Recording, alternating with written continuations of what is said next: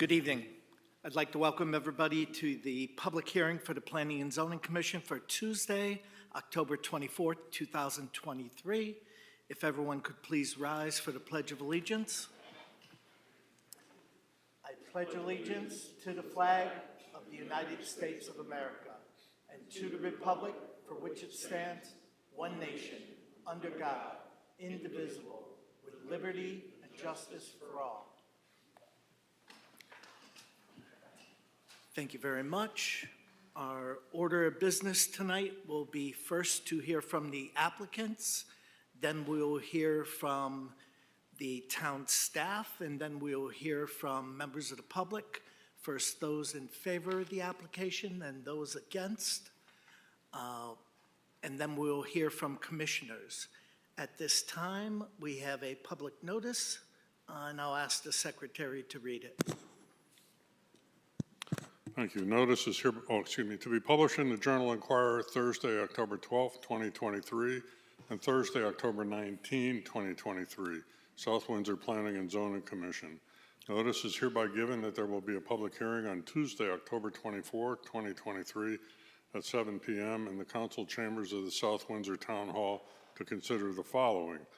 Number one, the Metro Realty Management Corporation request for a special exception to section 7.22 and site plan and development for a 55-unit apartment complex on property located at 240 Deming Street and a portion of 440 Buckland Road, northerly side of Deming Street and easterly of Buckland Road.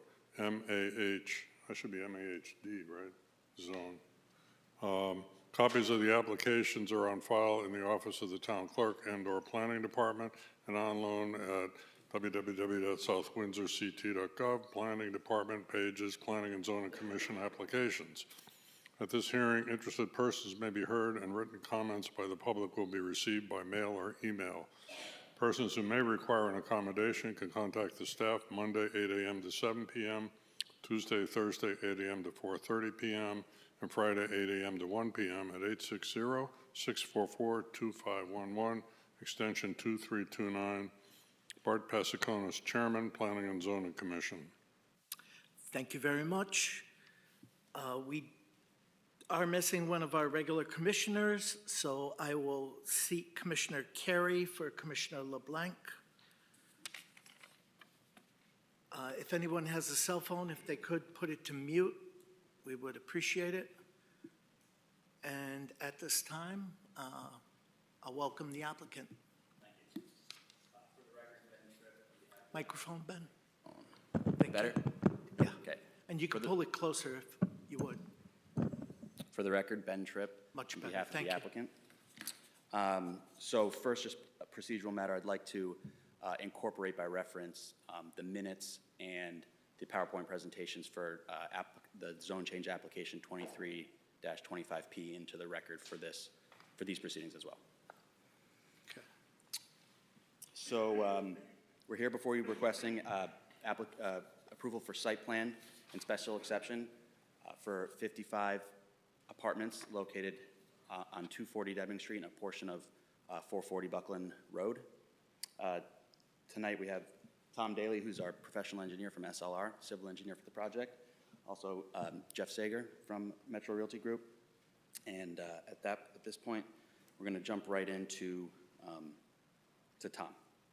The plans that we're going to show you on these slides are all included in the 11x17s that you've been provided, so we'll just direct you to which page we're looking at as we go through. Okay, you're trailing off a little, Ben. Sorry. So the plans that we're showing on the slides are all we're all provided in the 11x17s, so we'll just point to you which page we're on when we're there.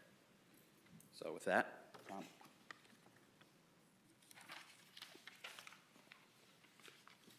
Thank you, Ben.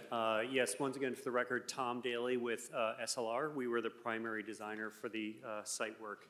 And I'd like to walk you through the site plan. I know the commission did get into it a little bit on the zone change, but with the new application, we'll start from the beginning.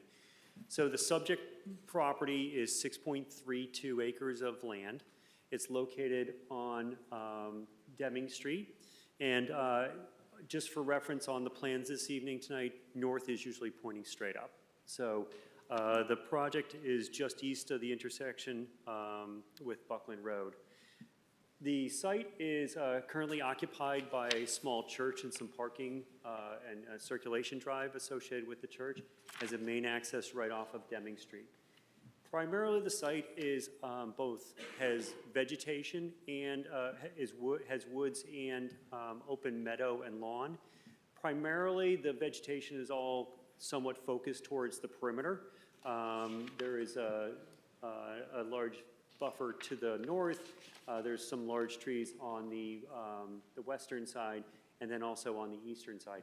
In the middle, there is individual trees, but primarily I would classify the middle area, the majority of the site, to be meadow/lawn area, and it's manicured as such. Topography is sloping in nature. The highest portion of the site is down in the far right, lower right-hand corner, which is the southeast corner. That's your highest portion of the site, and the site dips towards the left or towards the west on this site. And it's generally probably on the most topography, most sloping area is on the far right or in the southeast corner. And you'll hear later that's area we're actually not developing. But everything kind of flows towards the north and to the west. There's two drainage systems on site. So there's a drainage pipe that goes off from basically the developed portion of the church and the parking. There's a drainage system that goes off to the left. You can see it in the dashed line that goes off site. It goes into a drainage easement and heads towards Deming Street.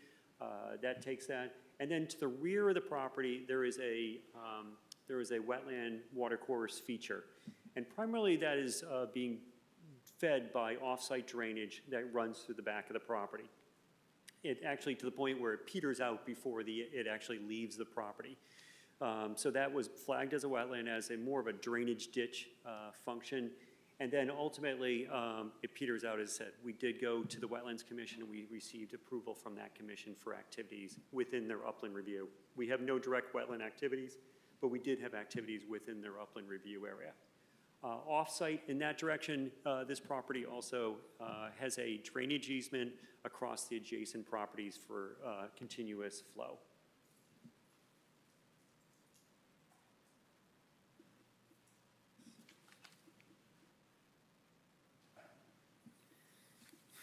The proposal that's before you this evening is shown on the screen. It's the same plan that you have in your packet, except we rendered it for presentation purposes. So the primary, I'll walk you through the development. First of all, I'd like to point out on the far right-hand side of the corner, you'll see an undeveloped portion of the property. That's a little over an acre of land that is not being proposed to have any activities on that area. And actually, as we go through some of the zoning calculations, we've excluded that area out of our zoning calculations. But to come off the street, so we have a boulevard driveway. It's 20 feet in each lane with a central boulevard with some additional landscaping. At that point, you have the ability to go right or left. It'll be a two-way pattern around the entire property. What you'll notice is that it has a very even distribution of parking throughout. We believe that all the residents will have very good access to parking basically right near their front door. This was really designed in a way to be very well balanced throughout the property to be consistent with the density and the unit mix. It's not designed in a way where we have this central large parking lot and where everybody's kind of walking to. In the light color around the units, you'll see we have an entire circulation system of sidewalks throughout the property.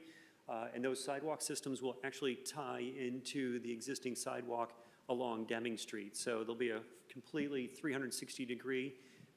All the sidewalks designed inside the property are ADA accessible. So essentially everything where the parking and the sidewalks very flat and level. We're also proposing a bus shelter that is located out on Deming Street that'll connect once again to the existing town sidewalk system. In addition to that, we have a central green. The central green has additional sidewalk systems in there. It also has two amenities. It has a gazebo and it has a grilling station. with a outdoor patio that allows the residents to enjoy that area. That central green space is about 230 feet long and about an average about 70 feet wide. So it's about a third of acre of green space. At the far end of that, we do have our 2 screened refuse areas at the far end of that. We have put together a fairly robust landscaping plan with the project. We have a large variety of both evergreen and deciduous species of trees. I believe the number we have is there's a proposal for 130 trees on the application, plus additional shrubs associated with the wetland buffer in the back. And then we also have a detailed foundation planting plan for each unit showing shrubs. You can see that detail. But primarily the trees on the perimeter are the evergreens, right? They're really providing screening to our neighbors and to the adjacent properties. And then the trees in the center are more the deciduous and more flowering trees to add interest. But we do have an intermingling of those species throughout the property and a large variety of species.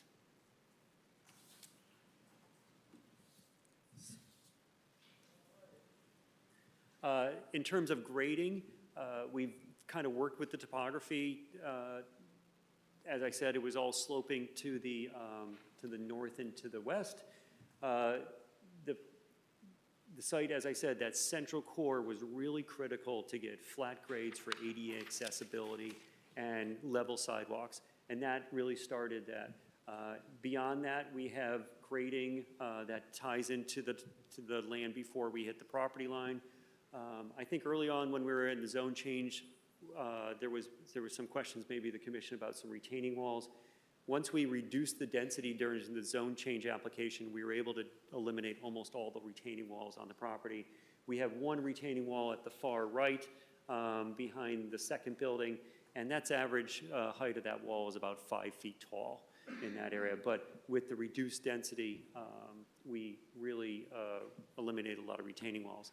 It's our expectation that this project is generally a balance. So it's a cut to fill with very little import and export of material off the site.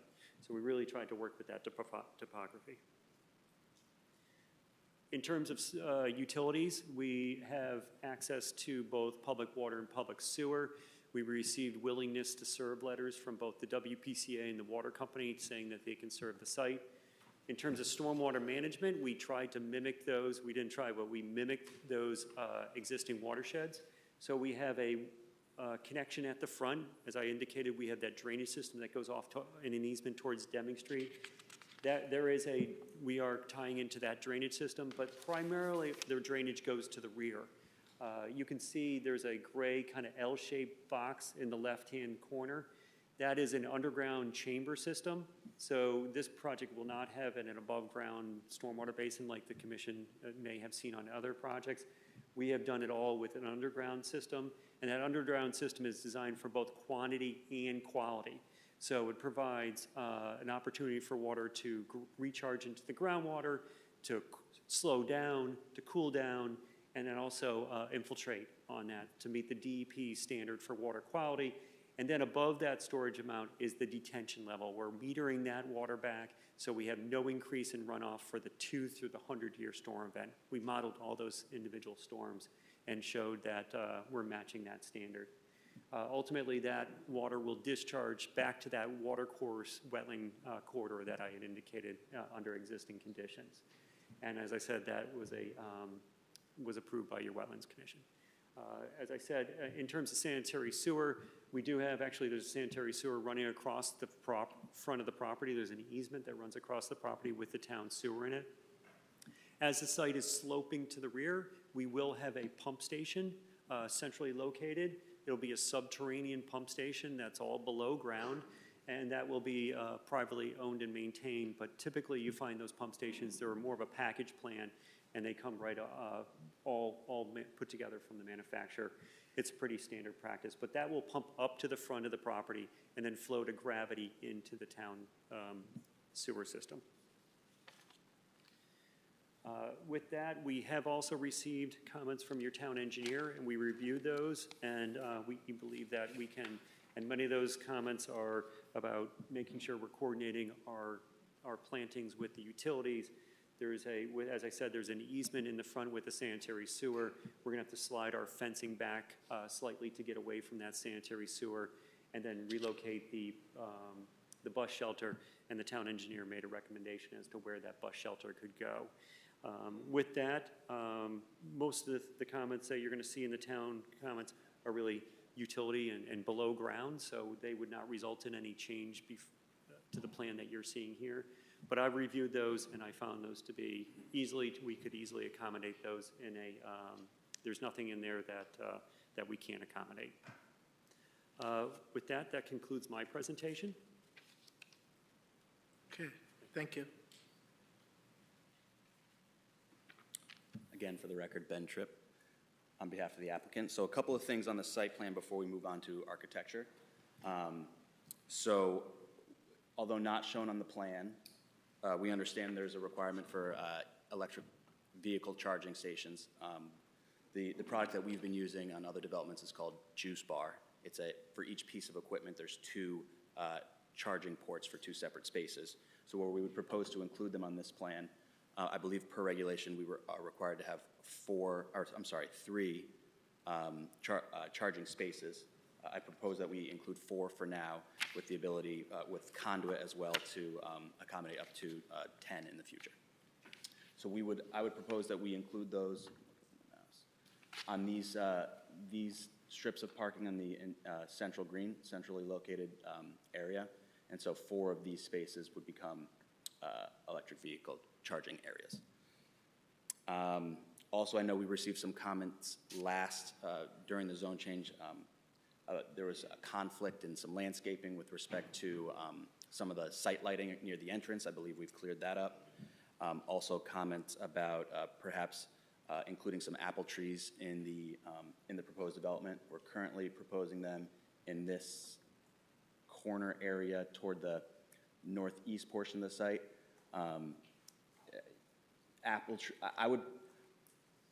In our final plan, I would propose that perhaps we relocate them to this screened area closer to the road. It's important to us that they are somewhere on the perimeter of the site, so that I think the idea was that neighborhood could benefit from some of the activity it generates. It's also will help us. It's more easily maintained when it's on a perimeter area instead of a central area. And then finally, just to clarify, I know Mr. Daly suggested that we would not be developing this 1.14 acre parcel. We are proposing that parcel be put into conservation. And maintained as is as a grass field. Conservation easement. Yeah, conservation easement over that. So subdivided Maintained as a grass field, kind of in its existing state. So we would subdivide that 1.14 acre out. It would not be a part of this development in any way. Subdivided specifically for conservation purposes, which is, I believe, something that can be handled at the staff level because it's not being proposed as a building lot.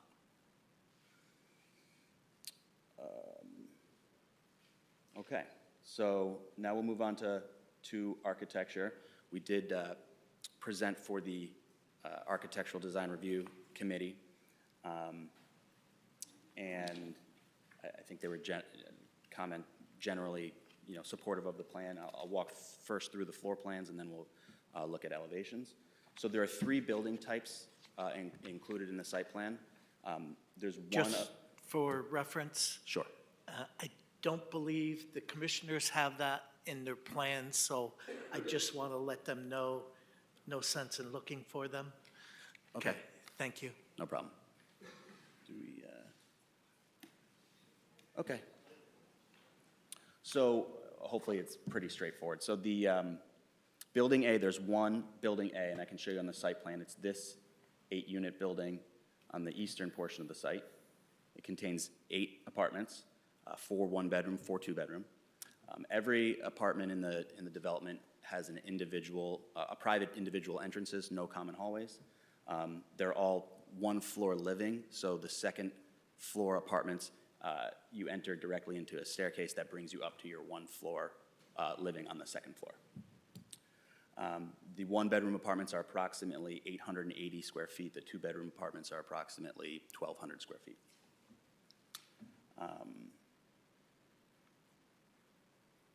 So the building type B, which there are 3 of on this site plan, contain 12 total apartments, 8 two-bedroom and 4 one-bedroom.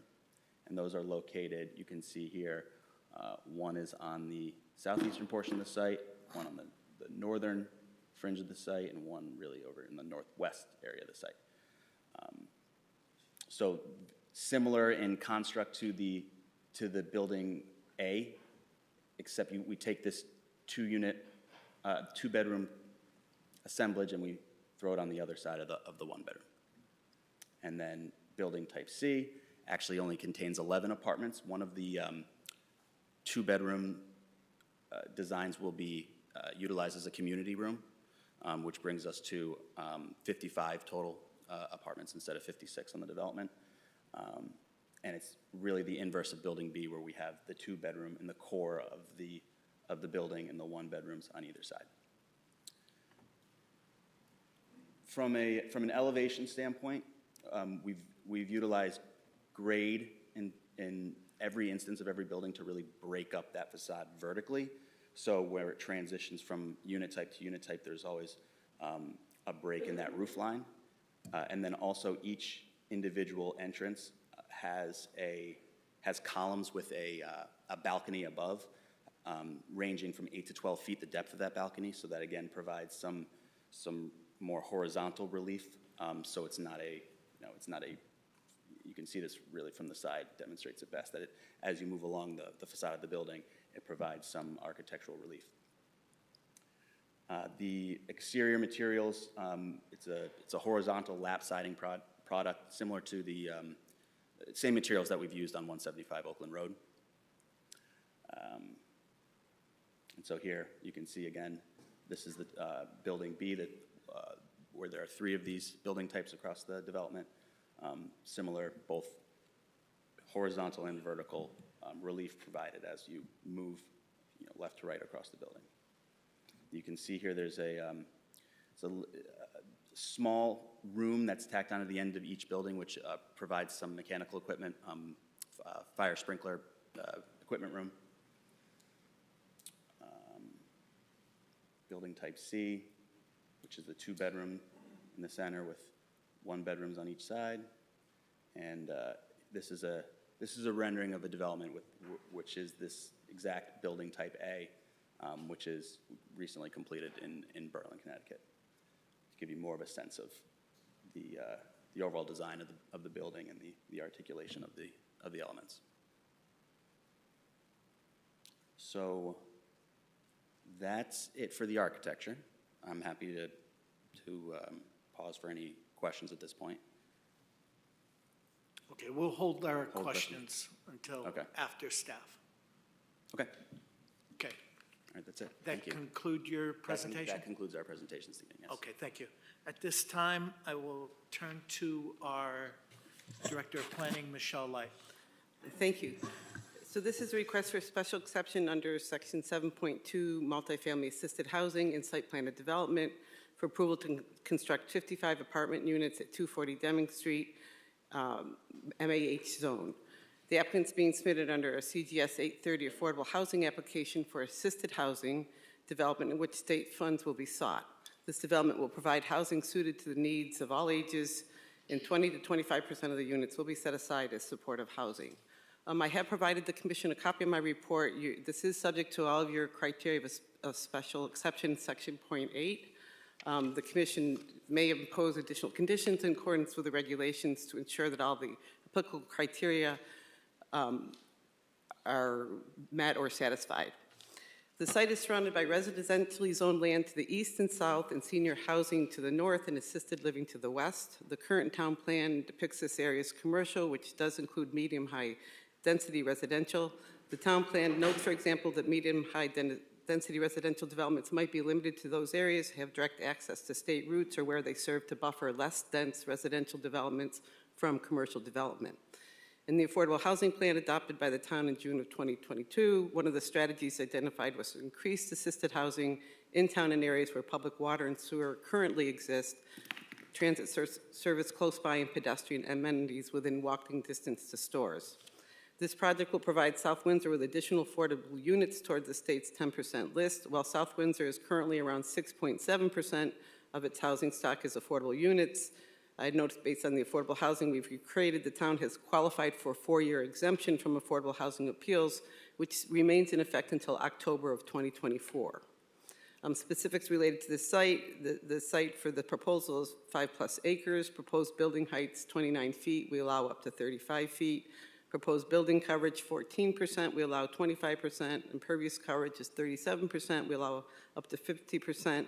Proposed density is 10 units per acre, and we allow up to 15 units per acre through the regulations. As indicated, there's 5 buildings. Mr. Tripp just explained the breakdown. We have 31 units that'll be 2-bedroom, 21 bedroom, 1-bedroom units, and then there'll be 1 2-bedroom unit that will be used as common space. Minimum parking requirement is 1.5 spaces per unit when the development is proposed within 1,000 feet of a bus stop, which this is. The applicant's providing 86 spaces for 56 units. 83 spaces are required. The applicant is required to meet the EV charger requirement. The locations were discussed tonight. They're looking to do 4 active stations on either side of the middle parking island, is what I understood. We will be looking for those to be shown on the final plans. Pedestrian access via bituminous sidewalk has been provided throughout the site. A connection is being made to the existing sidewalks in Deming Street. A bus shelter and white split rail fence are proposed along the Deming Street frontage. Open space requirement for this type of development is 15% of the land area must be preserved in conservation easement and or dedicated to a nonprofit. The commission can modify this percentage based on the site location and commercial areas that currently have sidewalk connectivity to open space and amenities. The applicant is proposing to deed restrict the 1.1 acre property to the east of the development as a conservation area. Other amenities offered to the residents include areas within the island to gather. There is no buffer requirement for this project. However, screening shall be designed to mitigate visual noise and other impacts of the development.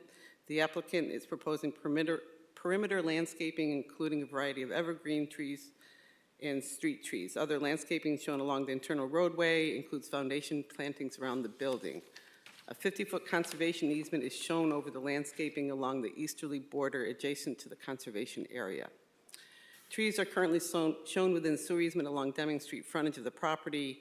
These are shown to be removed after speaking with Tony Manfrey with pollution control. We are working with a developer with a suggestion of keeping 4 trees in this area with a hold harmless agreement that in the event they have to come down for sewer work, the applicant would be responsible. So we're hoping we can negotiate that so that some of those trees that are pretty significant can remain. The fire marshal has reviewed these plans and is satisfied with the layout that fire trucks can make it around the site. This is a single access drive off of Deming Street that is being proposed. Public water and sewer will be provided. Water Pollution Control Authority approval will be required. The site does contain regulated wetlands. The Inland Wetlands Agency approved this application on September 7th. Bonds were required in the amount of $20,000 for establishment and maintenance of erosion and sediment controls, $50,000 for the installation of stormwater structures, and installation of native buffer plantings between the limit of disturbance and the intermittent water course. Architectural and Design Review Committee reviewed this application on October 5th. The committee discussed the building materials and suggested the possibility of using a hardy plank material. Although the developer was open to the idea, recognized at the time this project was reviewed by the state, they may require different materials such as what has been used in their other projects. Other suggestions included adding grills to the windows. The committee was generally satisfied with the proposal and thought the treatment of the end units, particularly those facing Deming Street, would read well from Deming Street. The applicant has submitted an affordability plan that is required and indicates the applicant will administer the plan for the duration of the affordability restrictions with annual reporting requirements. The plan also includes an affirmative fair housing marketing plan governing the rental of the units, details of the application process, the terms of the program. Restricted covenants and declarations will be put in place based on the rules of the government financing program. We have requested the applicant add a 40-year duration to the affordability deed restrictions to Section 2 of the affordability period. If this application is approved, the Planning Department requests that the zoning data table be updated to reflect some of the missing data, street addressing be added to the plans, and a 40-year duration to the affordability units be added. Thank you. Okay, thank you very much. This time we'll turn to our town engineer, Jeff Doolittle. Thank you. Just a couple of comments. The proposed bus shelter, as shown, is in the sanitary sewer easement along the front of the property. Tony Manfrey has asked that that be moved at least 10 feet from the sanitary main, so it's not in the way if he needs to work on the sanitary sewer main. He also asked that the proposed fence along Deming Street be moved at least 10 feet away from the sanitary sewer main, preferably out of the easement area. Plantings in the courtyard area should not be directly over the proposed sanitary sewer laterals. The extent of the bituminous curb and concrete curb needs to be clarified. The plan shows concrete curb in the beginning at the entrance and then bituminous curb inside the development. Sidewalks are shown as bituminous concrete. I just want to clarify there are no Portland cement concrete sidewalks in this development. Where the driveway will enter this development, it'll cross an existing sidewalk, so we're asked that the accessible ramps be put in on both sides of that driveway with the appropriate ADA tiles, and a crosswalk across the driveway be painted so that the sidewalk crosses the driveway safely. Any drainage from behind the retaining wall needs to be shown on the utility plan. There's also some storm drainage in the front of the property, and again, we ask that that be moved at least 10 feet or more from the sanitary sewer line. There is a proposed hydrodynamic separator or sediment trap in the stormwater system. We ask that they clarify that that'll be inspected and maintained at least twice annually to make sure that any sediment that gets in there gets cleaned out. The sanitary force main, as he said, will come from the pump station into the town's gravity system. We ask that there be a piece of gravity pipe before that ties into the force main, into the town, from the force main into the town's gravity system to dissipate the velocity. The sanitary pump system on site needs to have an external generator connection or be wired into an on-site generator, and the plans need to have an LS seal and signature on them. That's it. Okay, thank you. Okay, at this time, I'll open it up for public comments. We have the 3-minute clock up there, so the public will have an opportunity to speak for 3 minutes.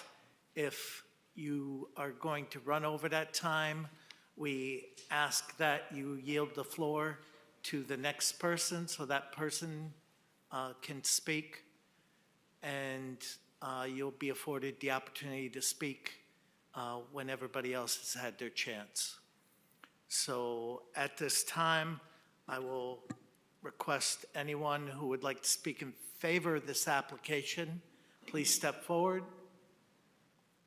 Hearing and seeing none, is there anyone who would like to speak against or have any questions or concerns? Please step forward. Gentleman in the back row there.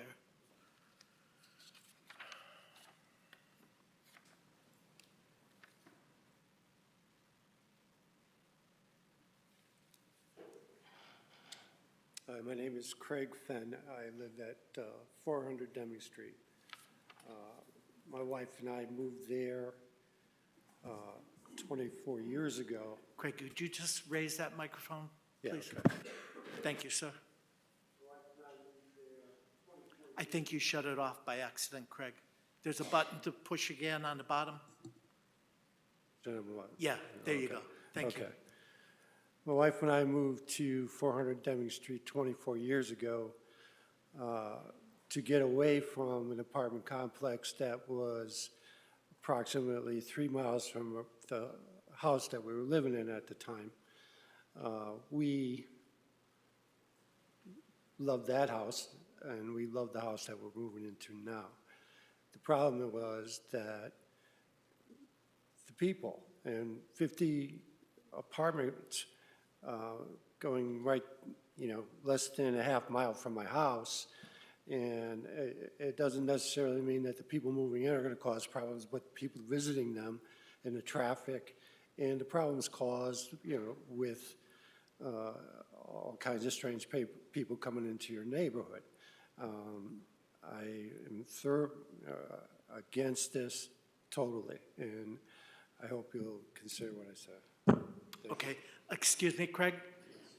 We do have a sign-in sheet, I believe, up there. If you could please print your name and address. Yeah. And if anybody else comes up to speak, if they could please do that either before or after they speak, your choice.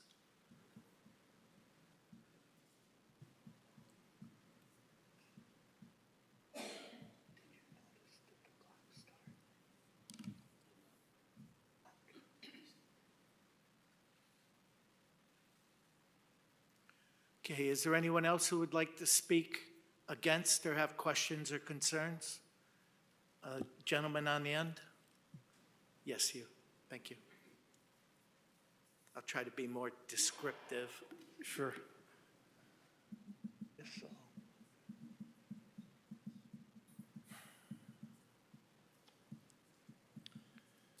Good evening, I'm Vince Atanisi from 33 Sealy Drive. As commission members, you folks hold a very key and very important role in upholding the regulations that were created and set forth, primarily with the interest of protecting the neighboring residents in the residential community. We understand I purchased a house near a zone. However, those zoning requirements have changed over time. So the goal was to do essentially no harm to those neighboring residents. By harm, I mean financially, protect the property value, the noise, the traffic, all of the items that you've heard over time that were negative aspects of the project. So I'm asking the commission to truly consider that, deny the application based on those negative aspects. These presentations are what I would call, what does good look like? That's a presentation that's made in the spirit of selling the project. I live in the real world. I got up at 4:15 this morning and I'm exhausted because I've heard the dumpsters slammed on the floor nearby. This goes on, and you'll hear others perhaps talk about this. That's not supposed to go on. This commission should be enforcing that. But the real world, you have no way to control all this, and it is a big impact to the neighbors. And like I say, 4:15, slamming the dumpsters on the floor, not less than half a mile. The same thing's going to go on here, but even closer. So that's an impact to the quality of life. You haven't proven that property value is not impacted, because if someone was looking to purchase my home and they came there and stood there and observed, why would they buy that home? They can go nearby somewhere else and purchase a home. So there is a definite impact. There are other locations for the project. So I would ask you to please consider that and the impact and the harm that you're doing to people. If this was you standing here, your family, your mother, daughter, parent, would you look them in the eye and honestly say this is good for them? I don't believe that is the case. There are other locations. So again, based on the merits of what we've observed and talked about and proven time and time again, this project is not suited for that location. There are detrimental impacts to the neighboring citizens, the community, and the quality of life. So again, please consider that as voting members. Thank you. Thank you very much. Did you sign in? Yes. Thank you very much. Okay, is there anyone else who would like to speak against or have questions or concerns? Lady in the white sweater.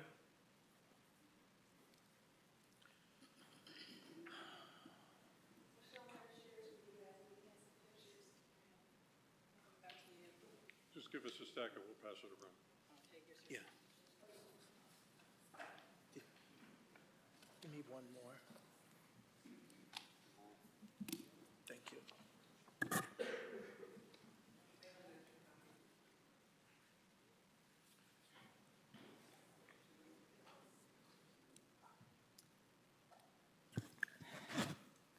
Good evening. My name is Vicki Margia. I live at 32 Sealy Drive. I have prepared statement. It's going to go more than 3 minutes, so probably I'm going to get stopped partway through, and I'll have to continue. I questioned why you guys didn't hear us last time, and I think the 3-minute timer caused us all to go so quickly through our words that we didn't make eye contact with you, and you didn't hear us or listen to us. So please do that today. Communities use zoning to protect the value of property, prevent the establishment of nuisances, ensure compatibility between adjacent uses of land, and to properly use natural resources. We told you when the zone change failed on that the zone change failed on all these accounts, and yet you still approved it.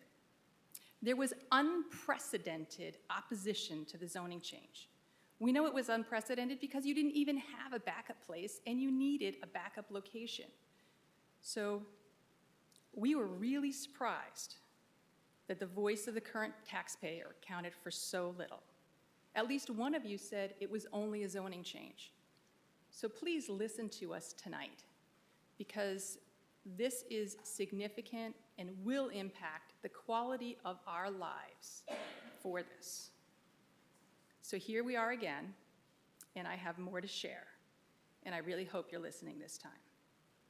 I do not believe this application should be approved, even with a zone change. I will recap why the design is too tight, why property values and quality of life will be impacted, that the third lot will become a nuisance.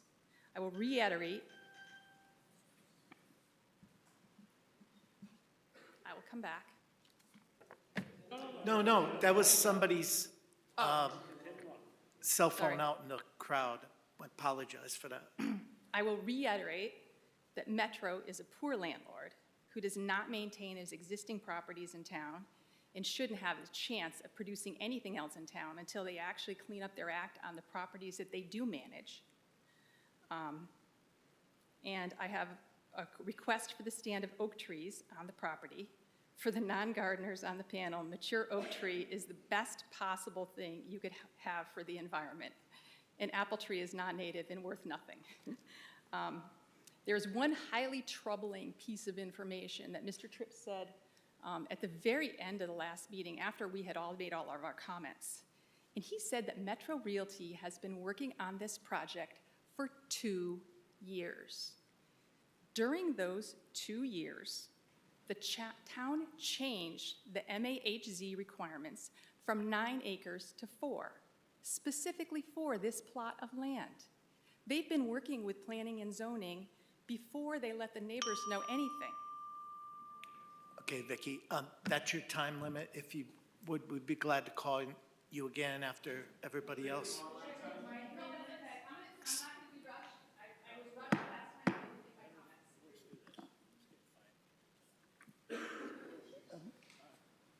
Let's get through this. Is there anyone else who would like to speak?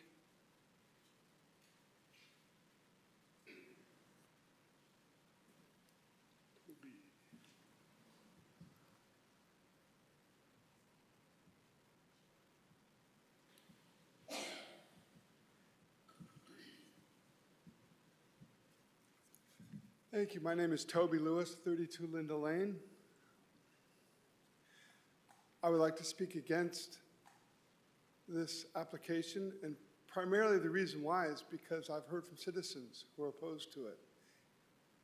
And I'm listening to them, and I think they need a voice. I don't understand what the need is for this piece of property in our town. Quite frankly, I think we've built a nice community, and we can afford to take a time and a breath to build more intelligently and smartly. This organization does not have a great reputation in town for other properties they have, so maybe we can choose something different. I don't know. I just don't know if it's a necessary project for us to do.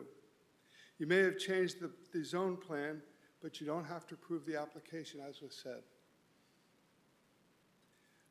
I wouldn't look at this and say this is what we call smart growth for South Windsor, which is where we look to you as a board to be protecting. You know, I'm sorry, I wrote down lots of things and I got lost, but you know, what are you as a board doing to preserve the town and community of South Windsor? Because that's the job, is to intelligently allow growth, but to preserve the unique qualities of this town. So oftentimes it seems that we make decisions because it might create some revenue. Well, you know, well, our taxes keep going up, thank you very much, and it seems like there's plenty of revenue right now. So we can afford to take a beat and to slow down.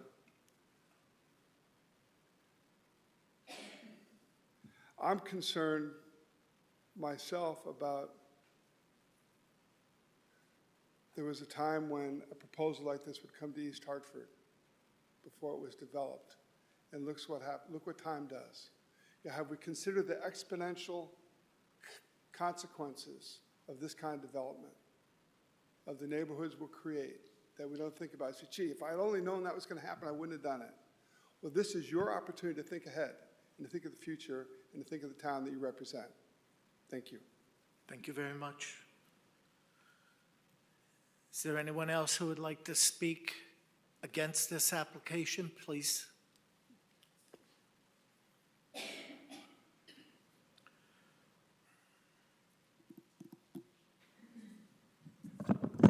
Paul Pasqualoni, 15 Grandview Terrace. I'd like to speak in opposition to the site plan approval. We purchased our home in January of 2011, certainly after the zoning at 240 Deming had gone to Gateway. So we've been here 12 years and 10 months, almost 13 years, living on the corner of Grandview and Deming.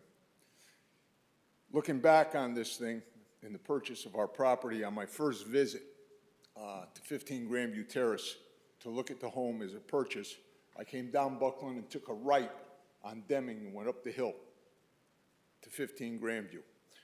As I took that right and I drove up that street, I said, boy, what a welcoming, what a very, very pretty, what a great looking neighborhood this is. And I hadn't even been to the house yet. Said to myself, this is a street anyone would really, really love to live on. I did have one concern as we purchased 15 Grandview Terrace, and that was the church. As I drove by the church, walked around the neighborhood, went down to the church, looked at the church, I said to myself, this is more like a office building than it is a church. And why?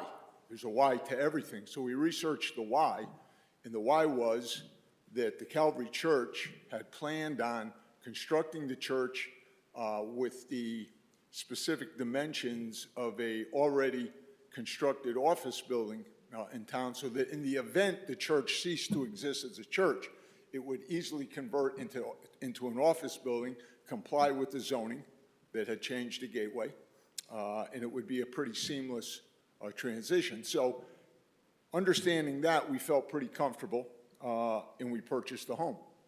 In 2015, we made a decision to make another substantial investment in our home, substantial. So we went back and looked at it again. Everything was status quo. We felt, okay, the integrity of the neighborhood, the attractiveness of the neighborhood, okay, is secure. We're going to make this second investment, okay, on 15 Grandview Terrace, okay? So what does this 55-unit apartment complex proposal, you know, here's in my mind what it does. It reduces the pool of people, okay, who would be willing to make this kind of substantial investment in a home in this neighborhood.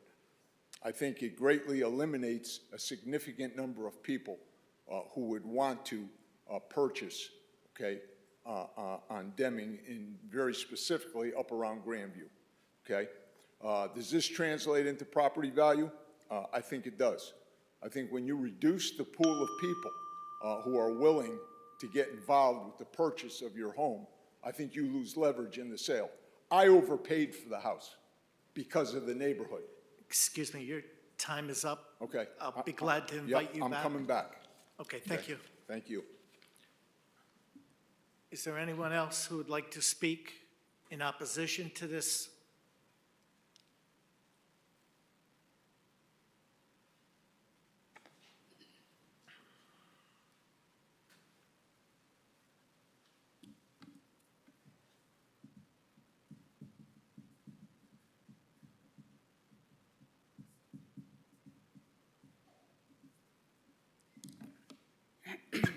Jill Pasqualoni, 15 Grandview Terrace. My family and I have moved a lot, a good dozen times due to my husband's job. South Windsor became the first place we called home for our family. And from that point, 12 years ago, we called it home. Even when my husband's job took him across the country, we kept our South Windsor home. My 3 kids and I would visit him throughout the year. South Windsor felt like home, and we weren't going to change that. That was the reason we moved here in the first place. The open fields, the greenery, safety, beautiful farms, character, charm, just all of it. Not many places can you live and get eggs at the end of someone's driveway or see old-fashioned vegetable stands. This is a very special place, and it's changing ever so fast. I say this because your committee is the voice of the people of South Windsor. Don't take it away. Its most greatest features, land, grass, and trees, or this will forever change the personality of this special place. There are so many details we discussed over the past month, from traffic to snow removal, but the bottom line is over 200+ residents of South Windsor spoke in their case, and they all gave different reasons of why not to put up the apartment complex right by our neighborhood. But the real reason is because South Windsor is all of our homes. We are not evil and selfish, and we do not oppose affordable housing. We oppose our neighborhood, our sense of home, looking and feeling different and making it not feel like home. 200+ people wouldn't be making such a stink if it wasn't so bothersome. Please hear us. What's even beyond comprehension? How this vote has politics involved. It's as if some of the members of this committee already had an agenda and knew their vote before 200+ residents spoke. One of the most appalling comments I heard recently was from someone on the town hall staff towards a South resident after a public hearing who someone had spoke out. The staff later said to this person, "I didn't know you were one of them." One of what? A South Windsor resident? The audacity is incomprehensible. You all should be ashamed if this is your co-partners. Honesty, integrity, and unity has to be what your committee is all about, not bias, hatred, or divisiveness.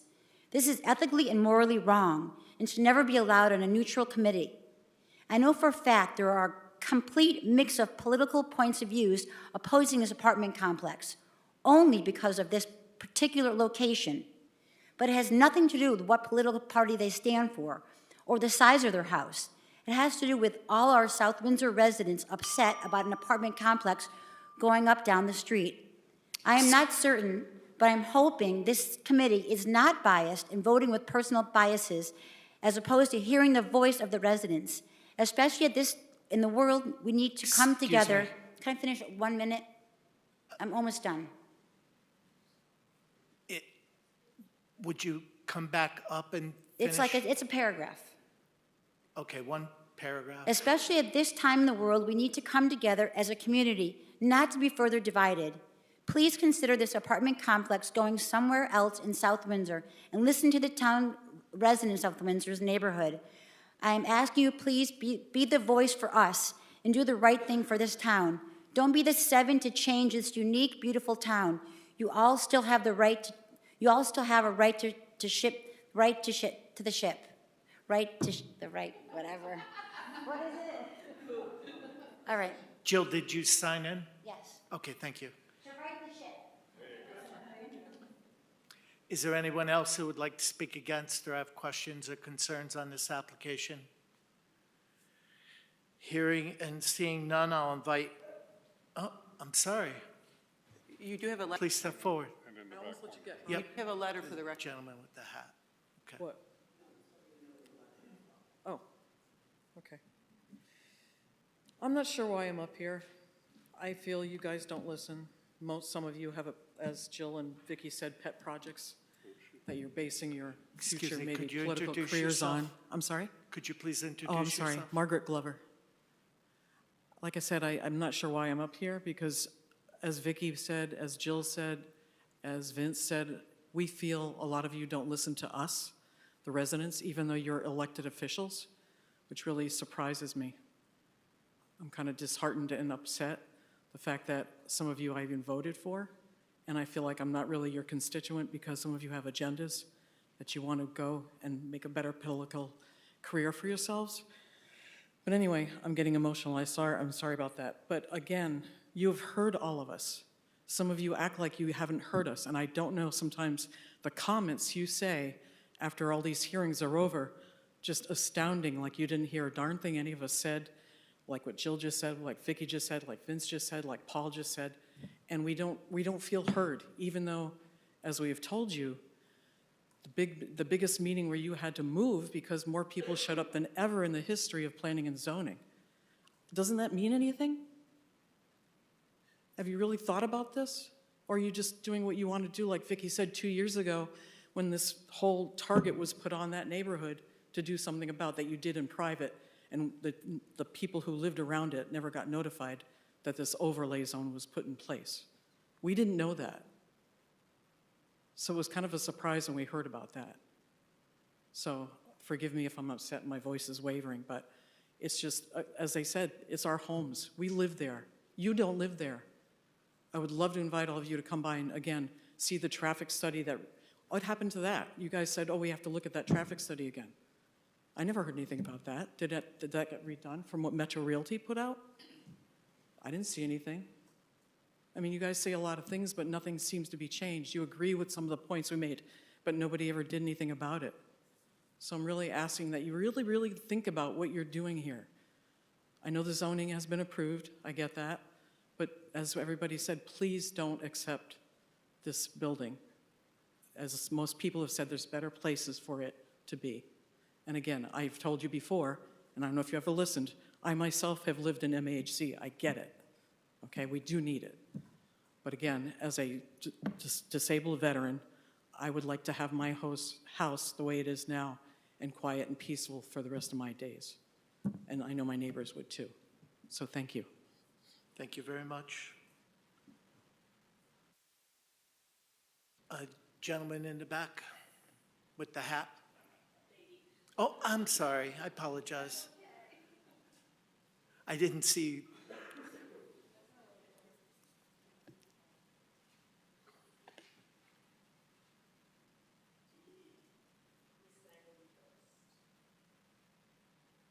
Your microphone is off also.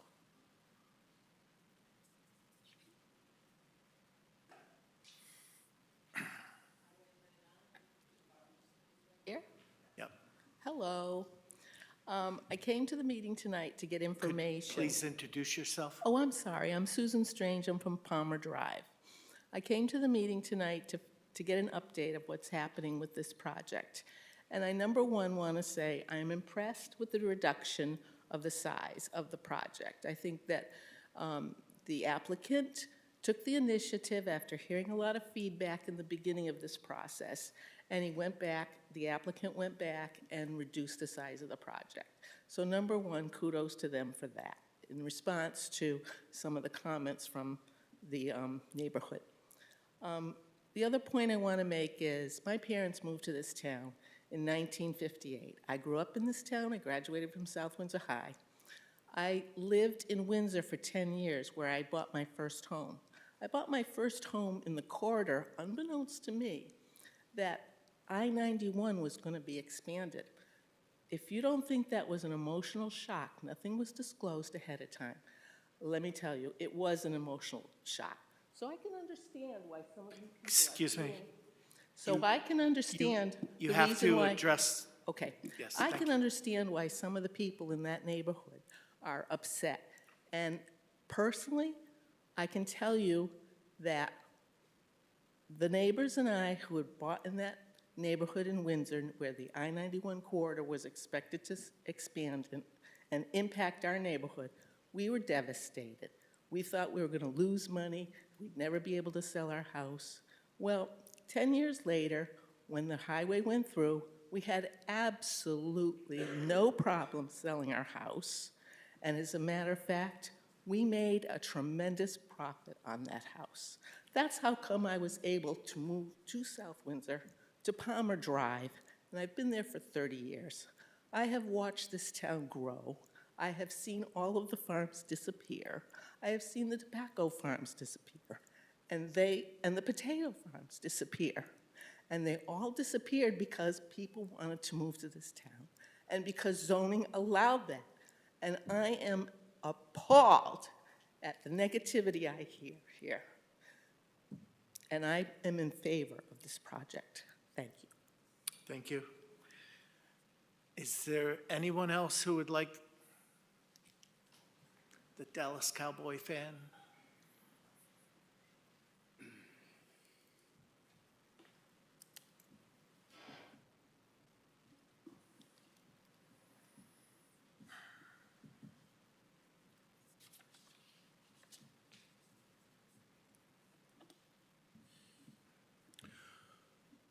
Good evening. My name is John Samsel. I live at 333 Deming Street. I've lived there for approximately 41 years. Before that, I grew up on Buckland Road, just down the street, as you all know, from the funeral home that my parents owned for many years. The traffic was light. The cows were walking up and down the street. Not many people were walking up and down the street at the time.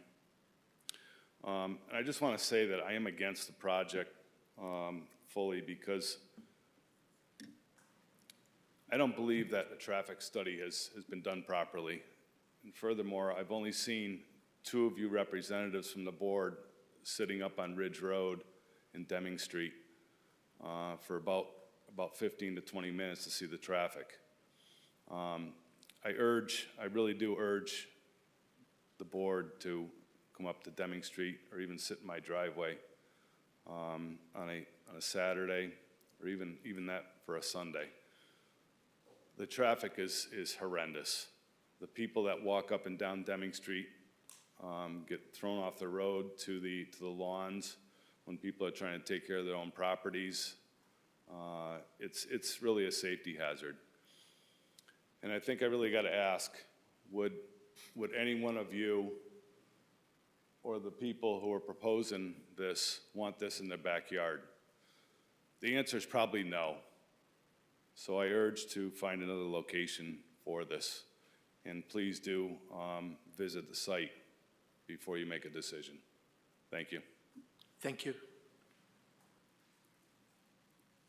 Is there anyone else who would like to speak against this application? Please step forward. Okay, I'll call Vicky back up. Thank you for your patience. Thank you as well. I'm going to blow through the next 3 minutes as well. Can you just take the timer off, or I'm going to have to If come there's up? nobody else speaking, I'm not going to ask you to hold the 3 minutes. Okay. Okay, I just was at the troubling point that in the past 2 years, while Mr. Tripp admitted that he's been working on this particular thing, the town changed the regulations for the MAHZ. The town also created a master plan for affordable housing, encircled the area and this without notifying abutters. So they were hand in hand with Metro Realty when that plan was produced, specifically for this plot of land. That has an outward appearance that you stack the deck in favor of this proposal before the neighbors even had a chance to comment on it, and does appear to be a little untoward. So I have a whole list of reasons why you should not approve this. Number one, it's still too crowded and not safe. This design has too many units on too small a lot. One developer told me that they would not go into a project with at least a 30% margin. The size reduction they had from their original lofty 72 units is down to 55. It hasn't gotten to a 30% reduction yet. If you reduced the number of units, maybe you could have more buffer between the existing housing and the units. It still looks tight. It looks ugly. That little thing is pretty darn narrow, especially when you consider the size of the trees that they're proposing for it. It won't fit. The center recreation area is very, very narrow. The dumpster is still in the middle of the recreation area next to the gazebo. The parking looks worse than a CVS with all the cutouts. There was no accommodation for EV charging. Apparently, they're going to resolve that when they're forced to.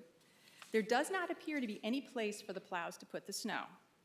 Now, why would you say, do I really care about where the plows are putting the snow? Because when plows plow snow and they need to back up, the backup lights go on. And this is downhill from all of us. So besides for, will there be adequate room for the fire truck to go through, if there's no place for the snow, those plows are going to spend forever with the backup lights.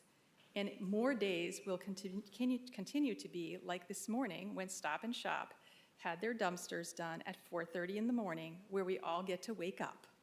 Because one of the biggest reasons why one of the guys who lived on Lewis was against apartment buildings is the snow plowing in the apartments behind his house. He lives in the Cardinal Way area. The apartments in Manchester snow plowing is a nightmare, an absolute nightmare for him.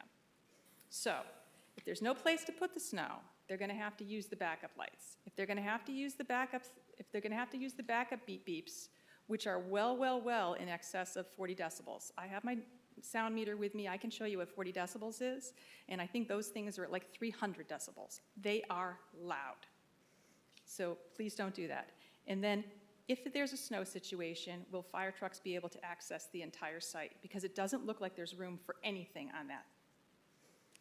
Next thing I want to talk about is property values. We provided the data to you before. It's your job as part of planning and zoning to maintain property values. When subsidized apartments go into areas that are run down, they help the local property values. When they go into pristine neighborhoods, they hurt them. There really is no good comparable data set for what's being done here with this affordable housing unit getting plunked into the most expensive neighborhood that we have in town, because no other town does it. The people at the residence in the memory care unit pay the most per square foot. It's $10,000 a month for the people in the assisted living facility. Many of the people who live in the residence signed the petition because they don't want this next to them. Nobody puts the best housing next to the lowest income housing. That's not what planning and zoning is supposed to be for.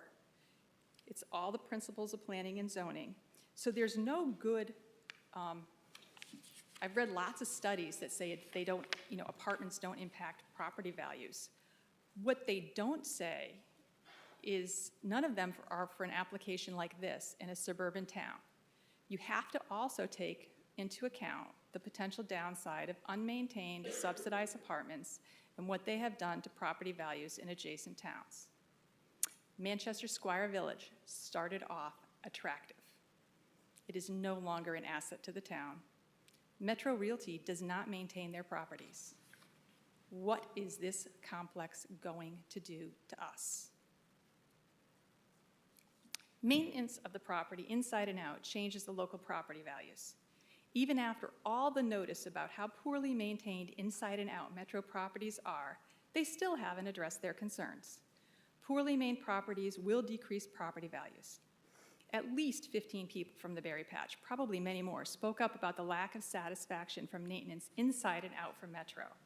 Some poor woman named Maria has called me because Metro Realty hasn't fixed a refrigerator after 6 times. It's time for just a new refrigerator? No, they send that little maintenance guy that they touted up here, and we're so proud that they have an internal maintenance man. They try to fix things beyond their useful life.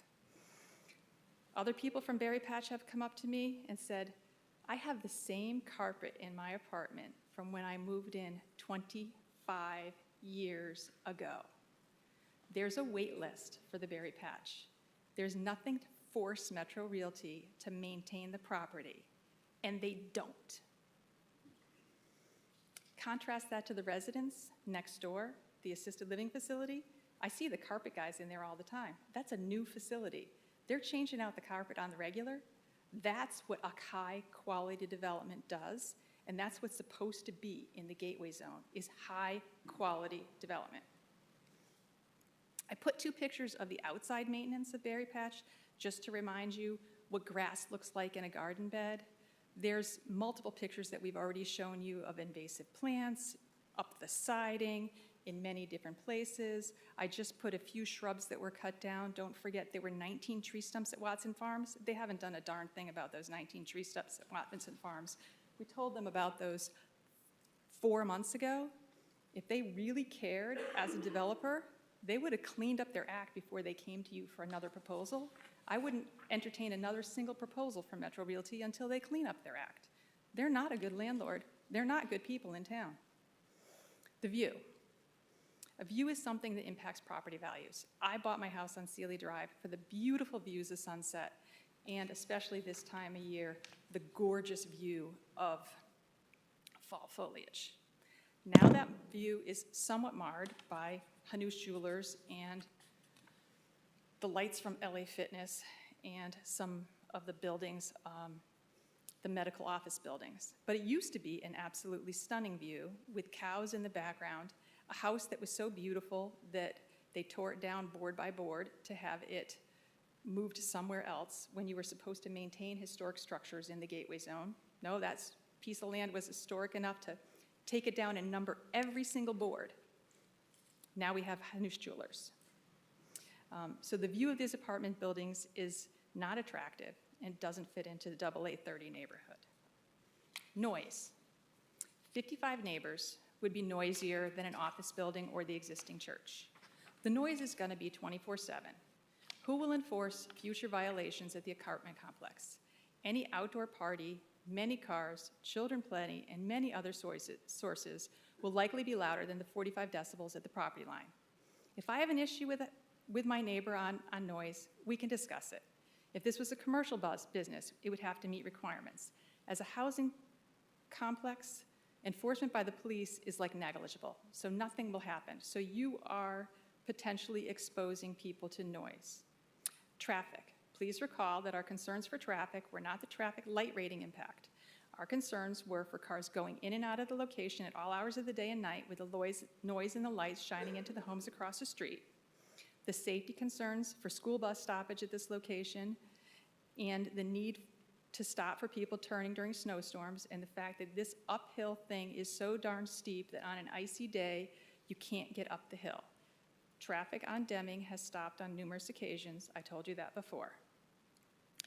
Also never addressed was the impact of the additional use of the crosswalk would have on the queuing on Buckland Road in Deming.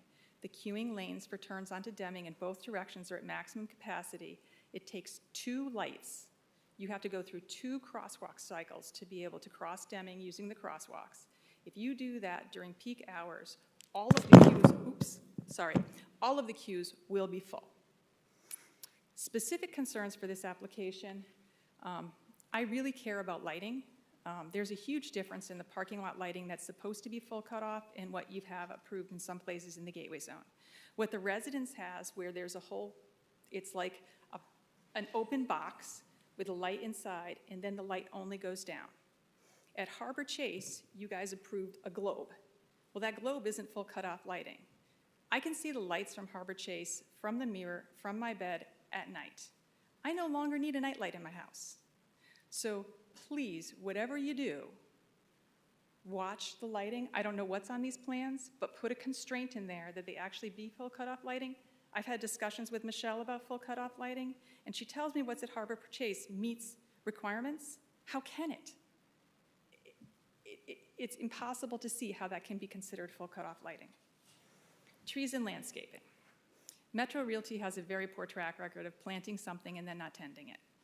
Please ask to see the 15-year growth plan for what they have planned here.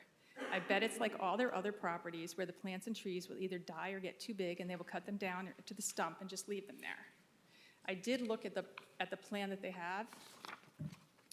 What they have planted are Acer rubrum, which is a fast-growing maple with a 30 to 35-foot mature width and a 40 to 50-foot height. They have another maple with similar characteristics. They have probably the worst possible environmental tree. They have a Pyrrhus chanticleer, which is basically a Bradford pear. It has absolutely no environmental use. That also gets to be 40 foot tall. They've got arborvitae that are very fast growing and very tall, which are non-native. They also have Norway spruce. They do have some eastern hemlock in there. I'd be concerned about hemlock because there's a disease for all hemlocks and they're not surviving. So I'd really ask somebody to take a very, very strong look at the entire planting schedule, because what I see, I don't like. This lot currently has over 40 mature trees that will be destroyed by this application. I know their guy said they're mostly off on the side. Well, all those on the side, if you look on the plans, no longer exist. The gateway zone, which still is an underlay, says that these stands of trees greater than 10 shall be preserved. There's a stand of over 10 mature oak trees on this site. Oaks are native and support a myriad of life forms and has been pointed out as the best possible thing for the environment by Doug Tallamy, a highly regarded environmentalist and author of Bringing Nature Home. The apple tree, one commissioner mentioned, is something to save, has little environmental value. It is a non-native plant. The third housing lot. The third housing lot was not part of the zone change approval. I'm very concerned about what that lot is going to become. There were 3 lots that were created along Buckland Road. You violated your own thing to combine properties. I fear that this is going to become a nuisance. If Metro maintains it, based on their track record, it's going to look like something that you have to call the blight officer for, because they had to call the blight officer for Berry Patch. So I fear that it's going to become the dog walking poop area for this apartment complex. I fear that it's going to become their additional parking. I fear that it's going to become unkempt mess with lots of invasive species. I do volunteer to cut down invasive species in town, and I don't really appreciate any more coming into town. I just think it's going to be an area for parties and bouncy houses, and it's going to be used in ways that are unplanned, and it's going to be an unknown nuisance. I have another comment about the integrity of this particular commission. You know, we heard that folks on this commission were congratulating each other at the Democratic little meeting the other day on what a wonderful job you did of approving the zoning change from a social justice standpoint. I agree that we need housing. I just don't think that this 4-acre slot, I think that it probably should have been a 9-acre zone, and there should have been a spot. There's many other spots in town. You've had years to work on this, and this is not the appropriate location for it. If you still decide that you want to approve this, one thing I forgot to say, and I want to say, in regards to lighting, I would like to officially request a light and shadow impact study for this project before you consider approving it. I know that's a big study, but I'm really, really concerned about what the impact will be. I have been fighting with Michelle to have the timer lights turned off at Hanoush for like the last 5 years. We get it fixed for a little while, and then the lights go back on. So lights are huge, and they do impact the quality of life, and I would like to request an official light and shadow study for this application. Could you repeat that a little louder, please? There's a light and shadow study. What will the lights do? And it's an official thing that I was informed by folks that we could request. And I would like to request that light and shadow study and see what the light impact will be. Light is pollution, and I would like to see what that will be at this for this application. Right now, if I could go back in time and fix the lights at Harbor Chase and that little dome you have at the top of Harbor Chase, which is like gonna kill birds by the million, I would be very happy to go protest that. So light is a huge thing. It is a pollution source. And I'd like to request that study. So if you approve this, number one, we'd like trash pickup for this location to be the same as the Gateway Zone with limited hours. Sound travels uphill, and I wrote this morning because I was up extra early this morning because I woke up to the trash from Stop and Shop, as did Vince, my across-the-street neighbor. We'd like no storage on the balconies. We showed you pictures of what balconies look like, and balconies look horrible.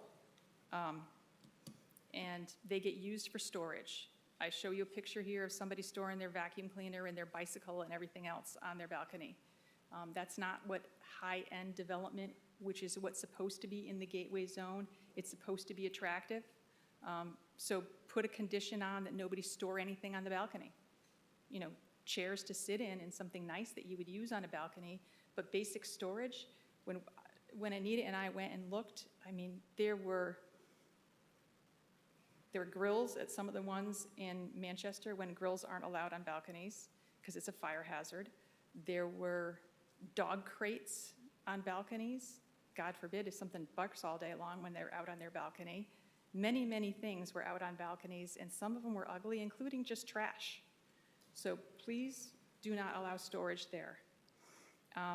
There also should be a plan to manage the number of people or families in one apartment. Families share apartments at Tempo.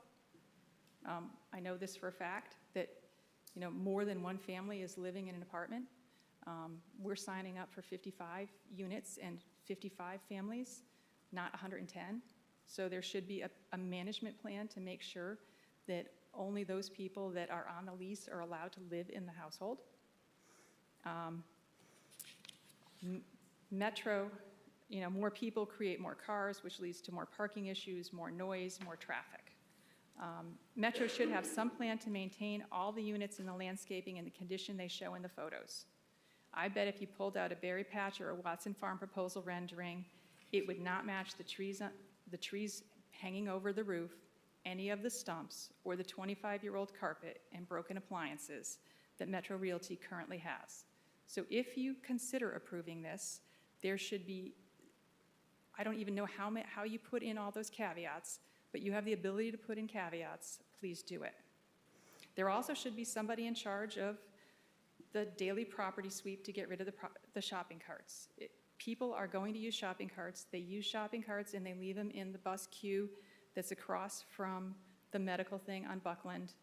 If people live here, they're going to bring their shopping carts here. Nothing says loss of property value or tacky neighborhood than the shopping carts out in front of the road.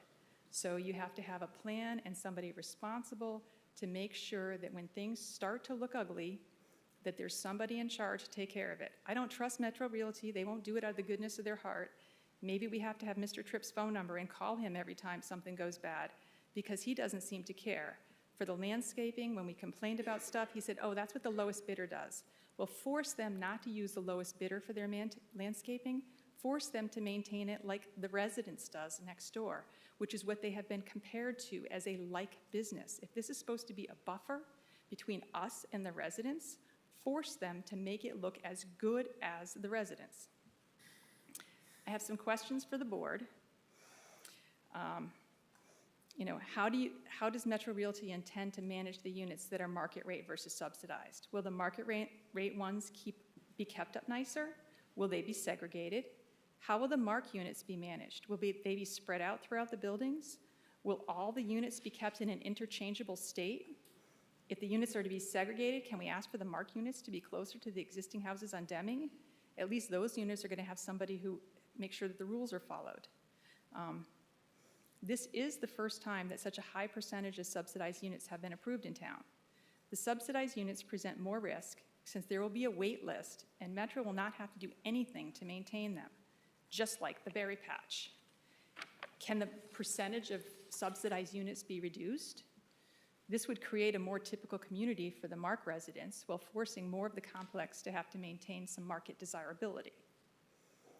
Given that past performance is the best indicator of future performance, I think you should ask for enough bond or some type of escrow account to cover the cost of required maintenance inside and out for these units. Metro will not do the right thing if left on their own. One way for the complex to lose property value is for the units to look shabby inside and out. The 25-year-old carpet at Berry Patch shows that if there's a waiting list for units, Metro will do nothing to keep them up. I had 2 key questions from the last time that I didn't ask, and we've heard 2 different scenarios for who the target audience for this was. One was the target audience of people from South Windsor and special needs folks from South Windsor that couldn't afford to live in town, and they would be granted the opportunity. The other one is, that this is affordable housing to encourage non-residents to move into town. If this was a town-run affordable housing, it could have a residence requirement. This is a significant impact, zone change to the current taxpayers of South Windsor for this change. It is going to be a dollar suck on us, on the state, on everyone. You should be very careful about how that goes forward. I think the conservation land AA 30 lot is going to be a nuisance in the neighborhood. What enforcement provisions can be put into this spot for noise, parking violations, and what rules enforcement will be associated with the space? That space scares the bejesus out of me. I'd rather see a house there than anything else. Some of the other neighbors like the idea of a conservation land, but Metro Realty doesn't know what to do with that space, and that scares me because if they maintain it, it's going to be ugly. I'm asking you to deny this application. It doesn't fit into the neighborhood. It is not a buffer zone in between the residents and the rest of the neighborhood. Metro Realty is a very poor landlord who does not deserve approval of anything in town until it fixes its existing issues. The mayor says she gets several calls a week about how awful Metro is. Don't give them another chance to destroy our town. Thank you very much for your time. Thank you. Mr. Pasqualoni?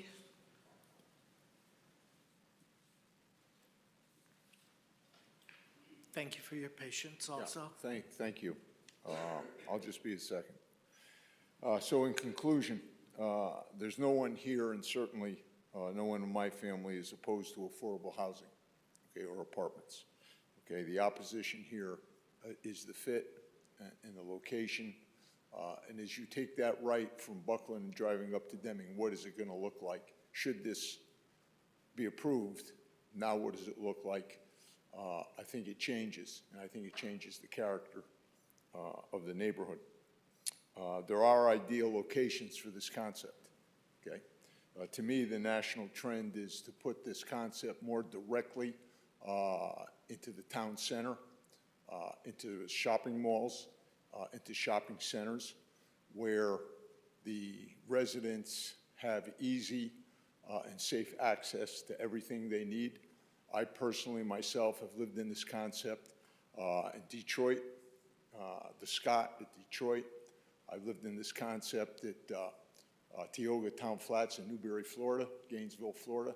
Lived in this concept in Charlotte, North Carolina, in Providence Row. Okay? Those were fun places to live. They were really fun for the residents. My wife, as she explained when she visited, loved being there. You could walk out the door and safely walk and go anywhere you wanted to go, get anything you needed to get. Okay, they were fun. Walking and biking are supposed to be great recreational activities. They're supposed to be fun, free time activities. We walk on Deming. We jog on Deming. We try to bike on Deming. It's a very, very unfriendly, very, very difficult place to navigate. You're walking and you're biking, okay? The biking ability on Deming is almost nil, okay?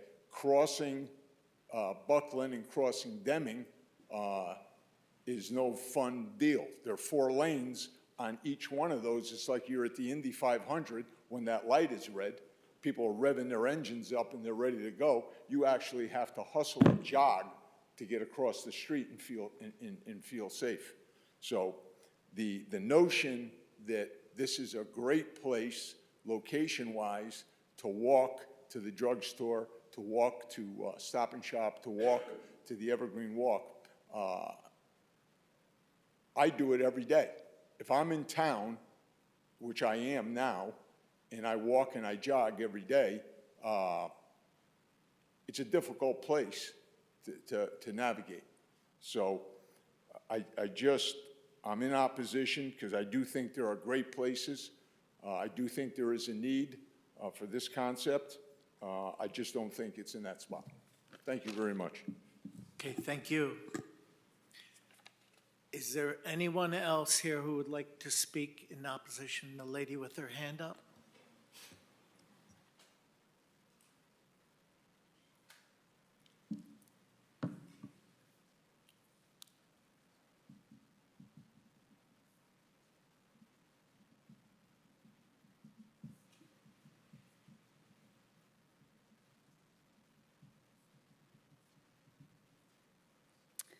Hi, my name is Diane Amato Willette.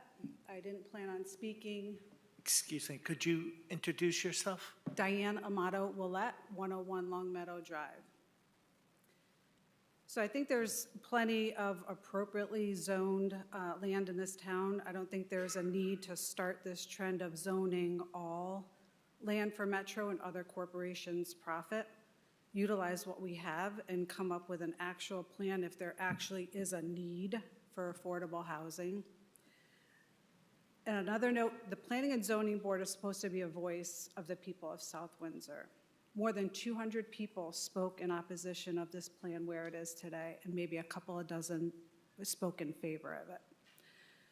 Please vote what the people of South Windsor want. You are a voice for all of us. And I ask that it be a requirement that if you are a member of this committee, this Planning and Zoning Committee, that you are an actual taxpayer. Those who are not taxpayers should not be able to vote and speak on behalf of those who are. Thank you for your time. Okay, thank you. Did you? I did. Thank you. Is there anyone else who would like to speak against or have questions or concerns? Please step forward. Hearing and seeing none, we'll turn to commissioners. You did get one letter, Chairman. Okay, Should be in front of- apologize. Steve, do you have that letter to read?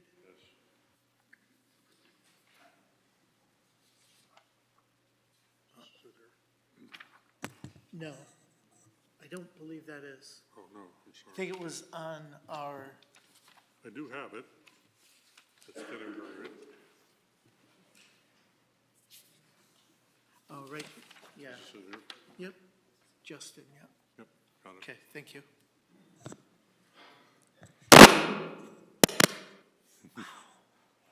I don't know where that came from. Okay. This is a letter from Justin Iriondo, if I got that right, I hope. Subject to Planning and Zoning, Wetlands Department message. Good evening. Although I am disappointed that absolutely none of the commissioners who voted in favor of the rezoning request explained why the rezoning was justified in absence of the specific project details, I do now want to write expressing the importance of the curb appeal of this development. Because this development serves as an entryway to a key residential area, not to mention its visibility from Buckland, I believe it should be strongly encouraged that Metro include a few key aspects that will improve the overall appearance of the project, make it more welcoming and better place with its residential neighbors. Number one, require an entryway with signage. Watson Farm is a great example of this to help ensure it doesn't become an eyesore. Watson Farms has an attractive stone wall with signage that appears to be relatively well maintained. Boston Blend would greatly complement the retirement home next door, aligns with the evergreen aesthetic, and coordinates well with the proposed elevations. And if an island isn't possible, Hillcrest can be used as another example. Number 2, mandate quality products. The elevations appear to be vinyl siding. Again, every development in the area, somehow with the exception of Anoush, has some type of architectural interest. It would be great to request hardy board or even a stone aspect. Faux veneer stone is not significantly more costly. Yes, labor is, but countered by less future maintenance. Again, Boston or Connecticut blend would be exceptional. Evergreen just had this installed by more property improvements. Number 3, require headers on each window along with grills. We live in New England and these touches will better fit the neighborhood while adding negligible cost. All new developments in South Windsor include these features without mention of them. Note the presentation by Metro that P&Z includes the window headers. Number 4, consider a decorative 2 or 3 bar horse fence along the street. This too was included in Metro's original documentation. And he continues, I know this committee will also consider landscaping, but I request you please consider the suggestions above. Architecture design is incredibly important to the development of any community, and in this case, where the public overwhelmingly oppose the application, a natural inclusion in the neighborhood cannot be overvalued. The current residents of South Windsor may allow the complete disrespect shown of your constituents fade. I truly hope this attempt to voice our opinion is heard and not blinded by a suit and Metro Realty title. The decisions made cannot be undone, but this is an opportunity to ensure this misplaced development doesn't become a blight on a beautiful area of town that notably none of you live near. Thank you, Justin Iriondo. Okay, are there any other communications? Okay. Then at this time, we'll turn to commissioners. Commissioner Cavagnaro. Thank you. All right. I do have a few questions. Some were addressed earlier tonight, or at least the questions were brought up. But I do want to address one of the questions that the topic of it was brought up in prior public hearings we've had. I do want to confirm and just put it on the record. The triangular plot at the top right-hand corner, that issue has been resolved, correct? Because I see that the units that were at the top right of the map here, it looks like they've been relocated, and the only thing in that area seems to be a balcony or a deck.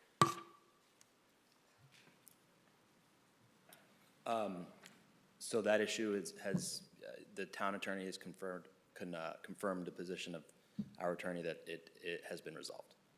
Okay, cross that off.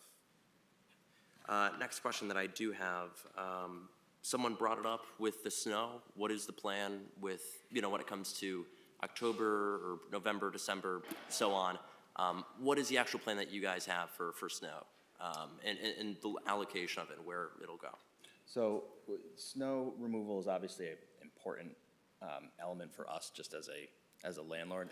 So to give you a sense, at Berry Patch and all of our age-restricted communities, we actually go door to door and collect keys and relocate vehicles, brush the snow off the cars, and so that the plows can adequately clear the space. So in this, there are a couple of corners here. The interior island has some locations where snow can go. With the reduction from 72 to 55 units, we feel comfortable that there's enough space to locate the snow on site.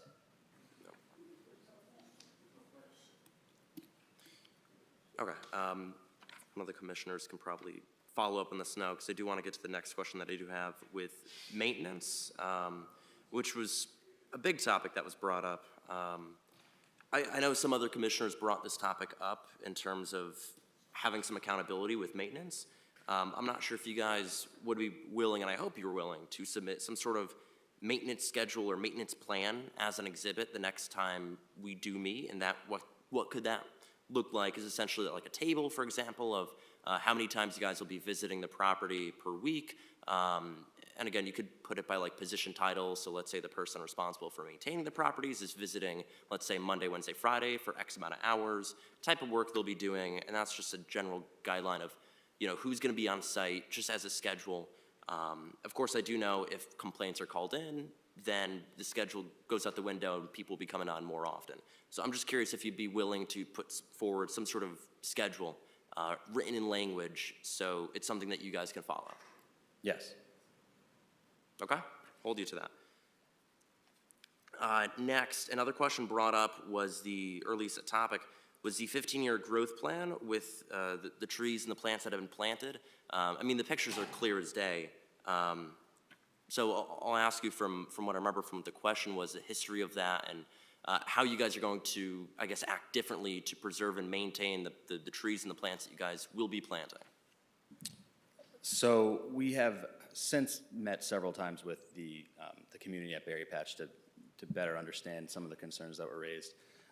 This was a particularly difficult growing season with weather and missing a lot of mowing opportunities because of rain, and then that rain and heat therefore perpetuates additional growth.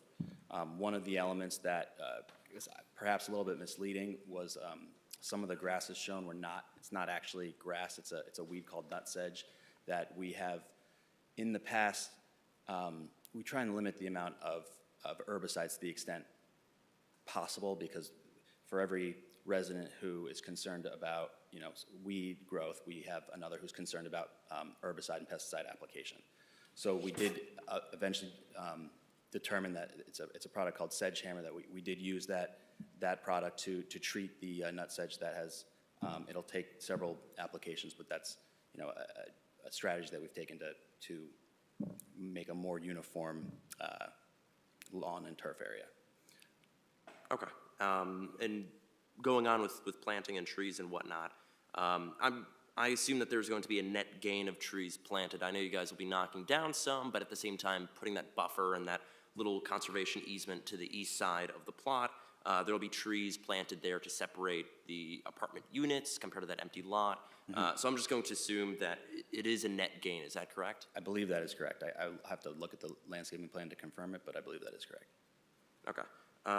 Let's see.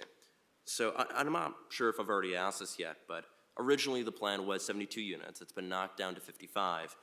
Is that going to impact the probability of you guys getting the LIHTC, the 9% low-income housing tax credit? Does it hurt it? Does it help it? I'm just curious from your point of view. We feel comfortable at the 55 units that we're able to be competitive. Okay. Last but not least, we've provided comments before on other development near the Evergreen Walk area in terms of bikeability. I'm not sure if you guys will have a couple bike racks there. I want to throw that idea out there while I have the microphone. We'd be willing to include bike racks. Okay. I bet I'd have some more questions as the night goes on, but I do want to pass the torch on down the desk here. So, Commissioner Viteri.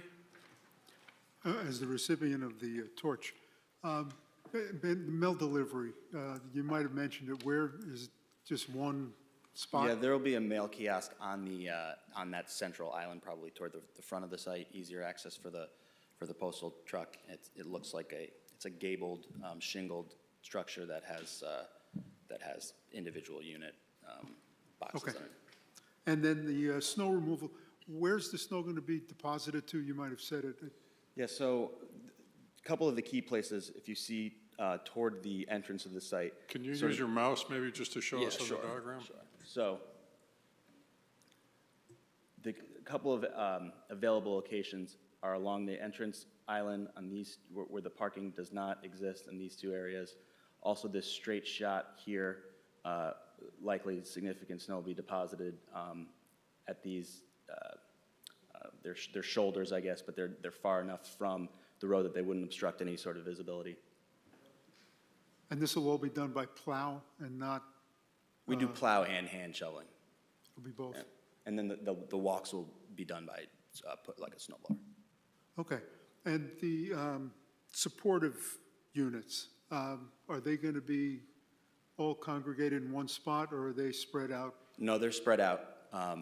It's an important part of the whole initiative is that they are, this presents an opportunity to be integrated more with the community. Right now, they're largely domiciled in group homes where they're the only individuals who are in those homes. So we are, both the supportive units and the market rate versus low-income units are all going to be dispersed evenly throughout the development. And support staff, the people who will actually be providing the support? Yeah, we'll have, in that community room, there will be an office for that, and I should have mentioned this earlier, Kevin Zingler, CEO of Mark Inc., is here if you have any specific supportive housing related questions, but we will provide an office staff for them. They will have someone there during the day working with these individuals for day programs as you know, each individual's needs vary, but we'll also have someone on third shift, so overnight. There will be wake staff all night on site.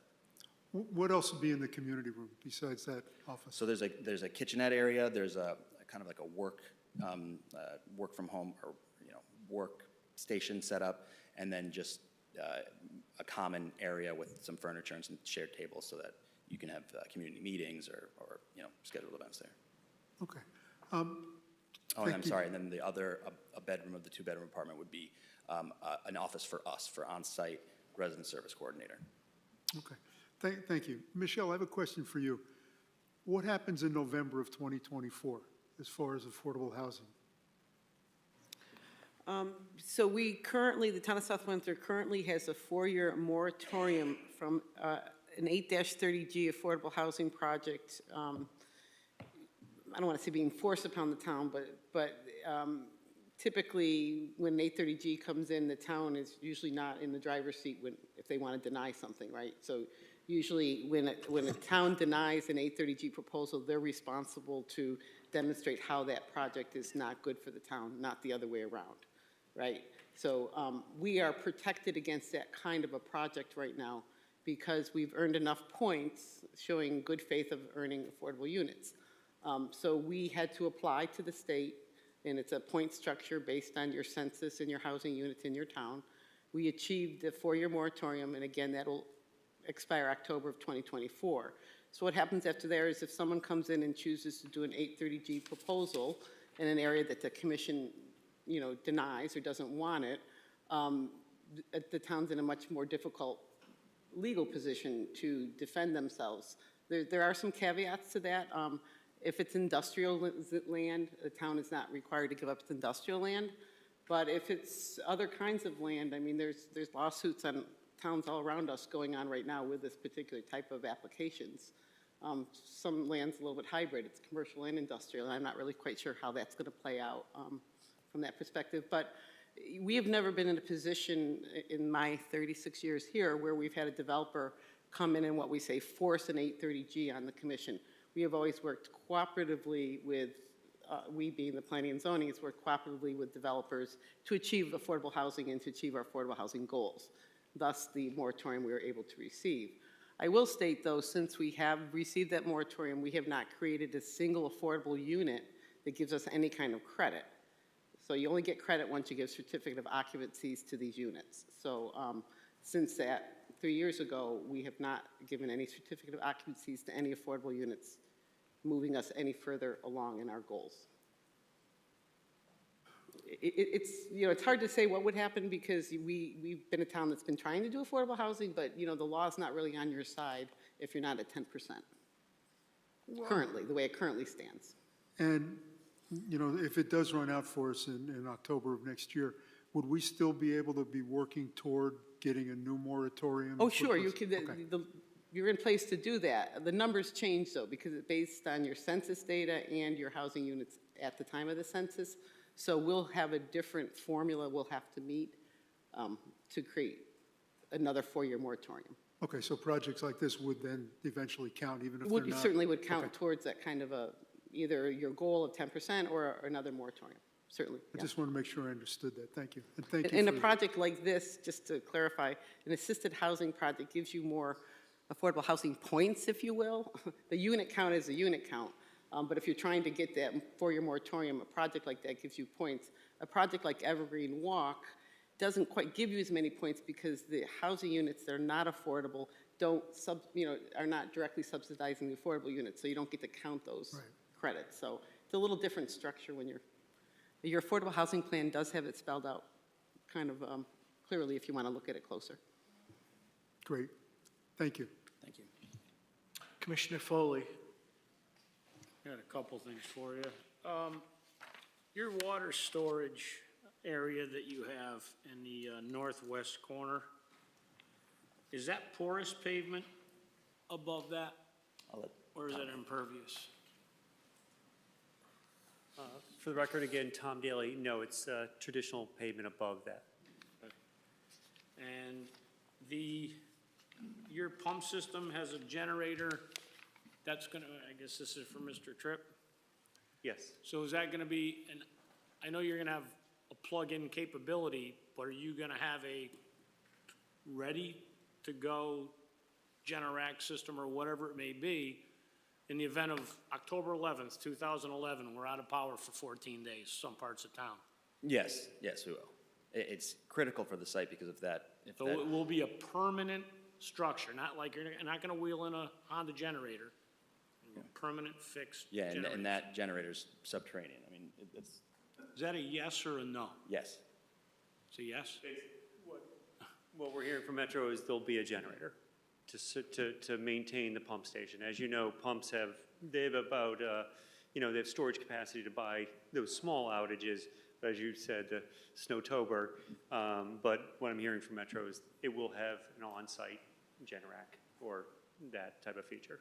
And then also for the supportive units, for the residents with special needs, will those units also have generator backup systems?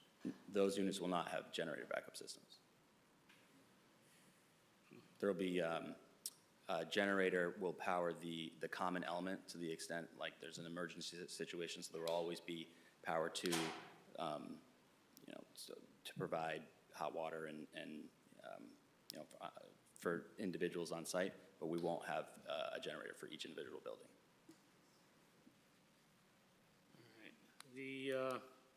Looking at, I've plowed snow all of my adult life, and even when I was a kid. Your plan, I mean, like I said, if you want to say professional, I'm a professional. I know some other people in the room that are professionals. This is not going to cut it. You have a snow event, you need to have a loader. Okay, this isn't going to be done with a snow plow and hand shovels. First of all, line of sight in your landscaping, if you're talking about snow storage, right, you're talking about, you come down the straightaway from the north to the south, and you're talking about having the ability to put it at the entrance without impeding the line of sight, right? But I'm seeing groves of trees there, right? And then you're gonna stack it on that landscape island. You have two opportunities to the north of the gazebo, east and west, and then you have parking spaces, and then the south end of your greenway. That is the only place that you have of this entire facility to put snow. Because you can't push it forward because that's your walkway. And your cars are gonna be pretty much without curb, you're gonna have to have curb stops also would have to be required, so you don't impede the walkway. That should be on the engineering notes. But this is a disaster for snow. So, just to let you know, it's not acceptable. I would like to see, if anybody passes this, I would like to see for the units for support, with the supportive housing, I would like to see generators for those units. So, and if they're spread throughout the complex, then each building should be supportive of a generator system. Right. And then, Michelle, with this moratorium that we have until 2024, we know that Sullivan Avenue's coming online, Geisler's Plaza. We got Tempo. What else do we have? I know we don't have COs, but. You don't have anything else approved? Well, we have Sullivan Avenue, Geisler Plaza, and the Tempo, correct? Selden Ave, I think, is 10%, so it's like 12 units. And then you did 21 units down at the 165 Evergreen Walk. So the changing of zones to accommodate affordable housing. If we didn't change this zone, right, there are other places in town where, will that get us to our 10%, or are we gonna start building like, I don't, like, can the state come in and actually, like, they're gonna force us, but at some point, we have to hang a no vacancy sign. Like, the state cannot come in and say, you're gonna change your industrial zone or your commercial zone. I mean, we currently have the state statute 830G, which is your affordable housing statute. That is the statute that we have to comply with. Correct, but if we run out of, they're gonna take our rule book and change our rules. Is that what would happen? When the state enacts new laws that affect municipalities, such as Public Act 2129, you had several things you were required to do your zoning regulations, right? So if the state passes new laws that affect municipalities, then zoning commissions will be expected to address them. I don't know, I don't have a crystal ball, so I don't really know where the state's heading with it, but, you know, the 830G has been around for a long time. That's the affordable housing statute that all towns kind of work towards. I don't know if that radically changing. As many of you may know, in the last legislative session, there was some talk about trying to find out about a fair housing, you know, for each community, what kind of housing should happen in each community, and there's some work being done at the state level. Again, we kind of have to wait for the state's lead on whether they're going to require more on municipalities. Right now, we have the 830G legislation that we deal with. But then they can change our rule book. I mean, the 830G's been modified over the years and whatnot, and tweaked and whatnot, but essentially it's been at a 10% for a good long time that it's looked for in communities to create affordable housing at 10% of your housing stock. Okay, thank you. Commissioner Wagner. Thank you. So, I would like to see, I'm pretty sure we're going to be continuing this public hearing. I'd like to see the drawing that shows exactly how you're doing the electric vehicle placement, and make sure that it's convenient to all the buildings. That's one of the requirements in our zoning regulation. The birch trees, some birch trees, and maybe Commissioner Foley can comment on whether I mean, I'm just about to have some fairly weak varieties of birch trees taken down, or what kind of birch trees are going to use, and then I'll ask Commissioner Foley if he thinks that's a good choice. Birch trees have a short life cycle sometimes. Yeah, I mean, a lot of this is non-native. Your microphone, please. The majority of this is non-native, and, I mean, I'd have to really, I wish it was a larger drawing. I can see, but not that well. You can hold it back a little further. I'd like to take some time and really pay attention to it. Okay, well,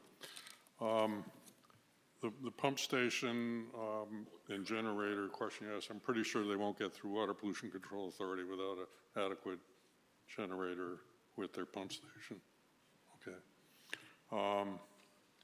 This conservation area, I think there was a suggestion that we not do that, and that maybe just allow someone to build a house there and it might be better maintained. Is it necessary? Why are we offering that as an alternative to making it into a building lot? It's not necessary for us to comply with, the bulk standards of zoning. We don't need it for coverage or for density. It was something that was offered. You do have an open space requirement, though. So in the way your regulation's written, your open space requirement is either, I think it's 15% conservation easement on the property, or allowing you to have conservation land to an entity. So, or the commission can modify that request. So, I mean, if you want to modify it and say that they don't have to do that, but that is how it plays into this picture. There are vacant lots in my neighborhood, or at least one that's not maintained at all. And I guess I share the concern that we have a vacant lot here, basically. And hopefully, I mean, it's actually not going to be part of the property, right? You're going to separate it out. So hopefully we have some mechanism for making sure it gets maintained. But the idea of putting a home there, I mean, whoever builds their house there is going to know where they are. They're not going to be like these people who weren't expecting this to come in. Right? So we might, I don't know how other people feel, but is there some other way to satisfy the open space requirement and not do that as a vacant lot? So again, your regulation allows them to do an easement on site, which I think, Ben, you had shown me a diagram showing it on the northern part of the site where the wetlands area is, putting that under a conservation easement. Or the regulation also allows you as the commission to not require it based on it being a commercial area close to commercial facilities. So you have options. Okay. Well, I guess I'll wait for other commissioners to comment on that one way or the other.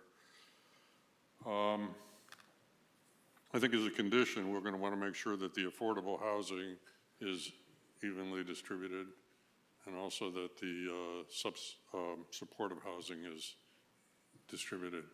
Could you show me, enlarge a floor plan? You were showing floor plans and I really couldn't tell what was going on for the second floor people. How are they getting up there? So this is the second floor of the building type A. And so you enter, so this is the entrance to the first floor apartment. Okay. The second floor apartment, you enter in directly into a vestibule that brings you up the staircase. And I think I might actually have that backwards. So this is the second floor unit over here. Okay, I understand. So you walk up the stairs. Your unit is similar to the apartment below. So it's really the same layout. It's just that you enter into a stairwell instead of directly into your apartment. Okay, now I was getting the impression that there was like a hallway in between. Is that not true? Yeah, so for the two bedroom apartments, you have one bedroom directly off of the kitchen, and there's a small hallway that leads you to your second full bath and second bedroom. And the two bedroom in the adjacent area really kind of interlocks with that unit. So you've got the primary bedroom with the walk-in closet off of the living room, and then short hallway to get to the secondary bedroom. Thank you. Okay, the issue of snow storage I think was addressed adequately. I didn't see a lighting plan anywhere in here, any discussion of lighting in what you've given us. We got to have that. We got to know. There's a photometric plan that. Yeah, I think it didn't make it into the packet, the Oh, it didn't, isometric okay. plan. We'll have to get that to you. But it's full cutoff lighting, very similar to what you had at the. With no light trespass. Yeah. No light trespass over the property line in any. We're not going to have any globes that can be seen from No, they're miles full away. cutoff lights, but we'll make sure we get that to you. That must have gotten not delivered to you. Is that Harbor Chase globe actually compliant or? You know, I don't have it in front of me, but my recollection is the light is up in the very top of the globe, and it is a full cutoff down. You know, at the time of a certificate of occupancy, the person who installs it has to provide us with a document that they've installed it per the approved plan. That's what we go by. I can certainly revisit it, but to my recollection, it is the full cutoff lighting. I think, I mean, an issue with these lights that aim down is that depending on the level of the land, you can still, in a neighboring property, look up into the light, and of Yeah, course. full cutoff lighting doesn't mean you will never see a light. I mean, that's unfortunate, but it means that the light is not above the 90-degree plane of where it is in the fixture. So it's directed down. But we can also require additional shielding. Shields if it's appropriate. So I guess I would add that as a condition, or expect to see that when you show us your lighting plan. And the lighting levels, I guess, will be part of that.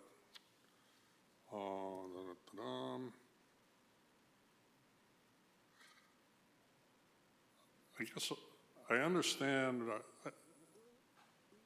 what you're trying to do with the lawns, but I'm getting the impression that there are many other maintenance issues here that have nothing to do with the lawns. And I think actually Councilor Kozakowski spoke at the zoning version of this project about how sometimes these developments do not do an adequate job, you know, they kind of start to fall apart as they get older, and it sounds like that's happening in Berry Patch.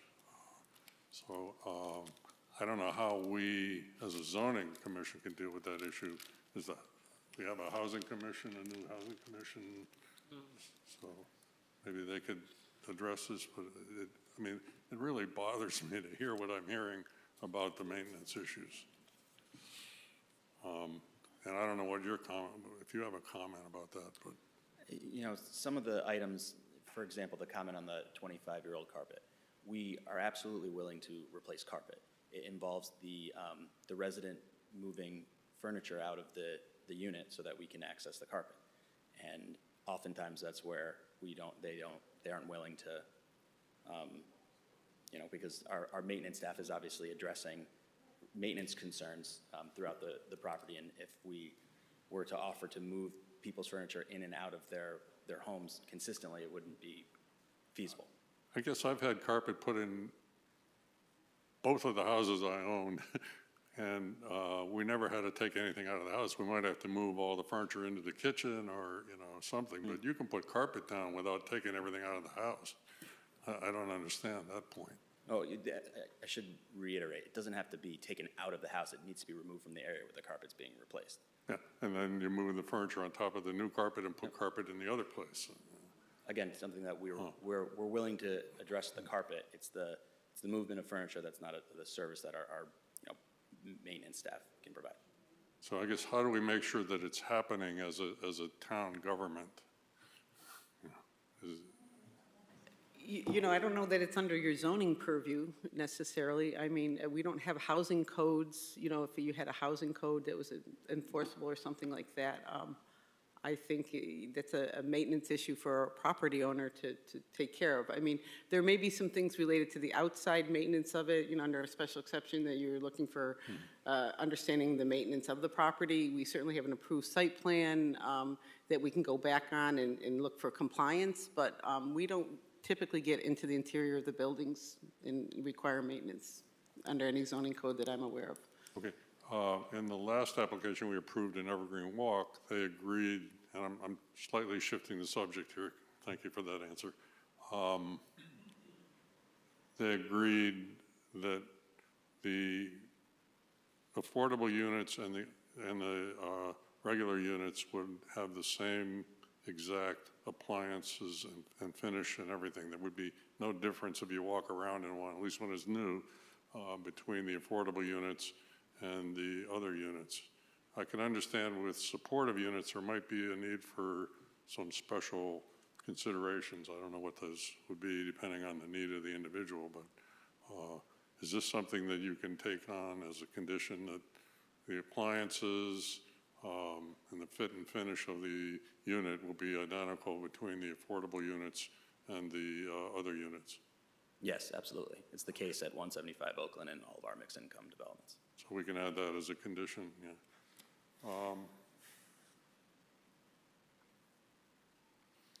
I think we're going to need to limit the hours where trash is picked up. I don't know why we haven't done that in some of these other sites.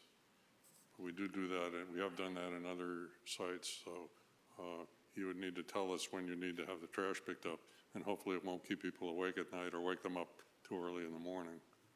We'd be willing to adhere to whatever is required in the gateway zone. Okay, so you'd be willing to have a condition related to the hours of trash. You could tell us what you need. We'll turn that into a condition. Okay. I was interested in the comments about balconies. In other places, we have rules about outside storage. I mean, I think it's fine if someone has a grill on a balcony. I guess it's okay. It's not allowed. Okay. All right. Please. But I think, you know, there's a difference between furniture and storage, and that becomes visible to the outside. So I think we need to have some restriction that there be no storage on the balconies. Yeah, and we don't permit storage on balconies or grills, and would note that none of the information provided about balconies were images of any of our properties. We have balconies on 175 Oakland, and I've driven through many times, and I would encourage, if you're concerned about it, to look that we do enforce those rules. Okay, very good.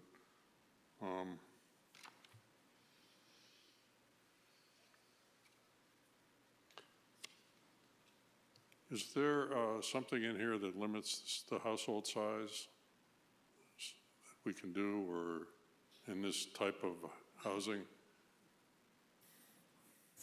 Again, we don't have a housing code that says how many people can live in a house, so no, there's not. I don't know if Metro has anything through your own applications of you limiting the number of applicants. Fair housing law prohibits you from discriminating against, household sizes. They have to meet income requirements in order to reside in the income restricted apartments, but we couldn't steer away a family because it was too large of a family. Okay. Let me just look at my other notes, because there's a lot of very interesting comments that we heard today. For the record, I could read to you what the trash removal is in the Buckland Gateway Zone, just so that you know what we're talking about here. Basically, there's no loading, trash removal, or compaction shall be permitted between the hours of 10 p.m. and 7 a.m. Okay.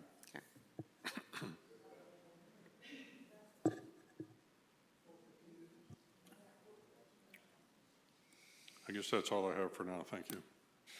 Okay, Commissioner Dexter. I have a question that you may have to come back to the next meeting with the answer, unless maybe, Jeff, we had discussion at our last POCD about the Clark Street pumping station, and that it wasn't, tilting to capacity, but that it was getting there. And with the addition of about 330 apartment units, including 55 here, Geisler's and Evergreen, do we have any clue whether this is affecting us at all at the Clark Street? We do have a clue. So they're in the process of doing a thorough evaluation of the Clark Street pump station. So they don't have a completely updated capacity, but they believe they have additional capacity for the development you're talking about, in excess of 10,000 gallons a day, additional capacity available right now. Okay. So the 165 at Evergreen, the 110 potential at Geisler's, 55 here, we're good. Yes, I don't know if Geisler's would go to that pump station, but certainly Evergreen. I wasn't sure. Because really what we're looking at here is special exception, and it's got 15 or so criteria, right? And I'm looking down through the 15, and that's one of them that says, that there's no impact on the capacity of utilities. And so that's why I asked that question. But I'm also going to mention that some of the other ones on this list I'm not so sure about when it comes to traffic, surrounding property values, character of the neighborhood, the general welfare of the community will be served. There's a balance between neighborhood acceptance. So I'm going to leave you with those thoughts because I didn't make it up, it's on the list. And we have to really make our decision based on special exception criteria. Commissioner Carey. So I had some questions about snow, but I think Commissioner Kavanaugh and Commissioner Foley, delved into them. I would be interested in how many of the existing trees are going to be maintained? So I don't have that number with me, but the plan does identify exactly which trees are to be preserved and which trees will be eliminated. With the caveat that it's showing those four mature trees along the frontage currently as being eliminated because it was requested by the town sewer authority.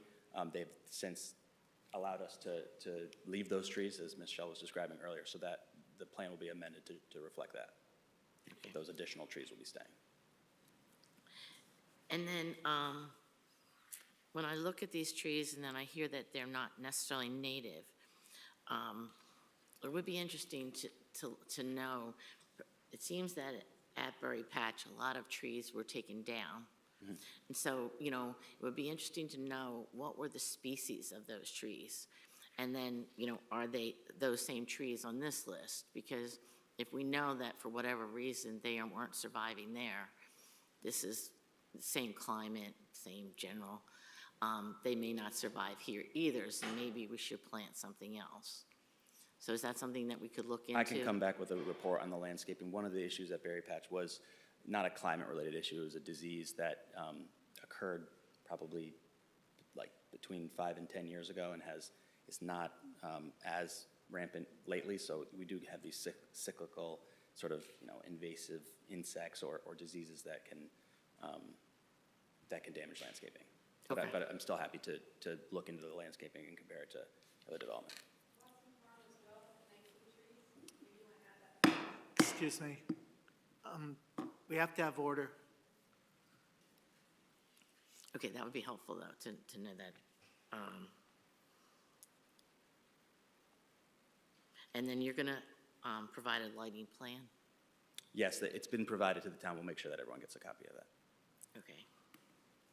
I think all my other questions were asked by somebody else, so. Okay. Thank you. Okay, I'm going to start off with some of the questions that I've written down beforehand, and some of them might not seem that important as some of the issues that have been raised this evening, but hopefully I'll get to those issues also. One thing I want to be clear about is that no bordering properties or existing landscapings shall be disturbed by this project / application if approved. I'm acknowledging the request to transfer the triangular parcel and the disturbances that might happen if and when this transfer is complete. I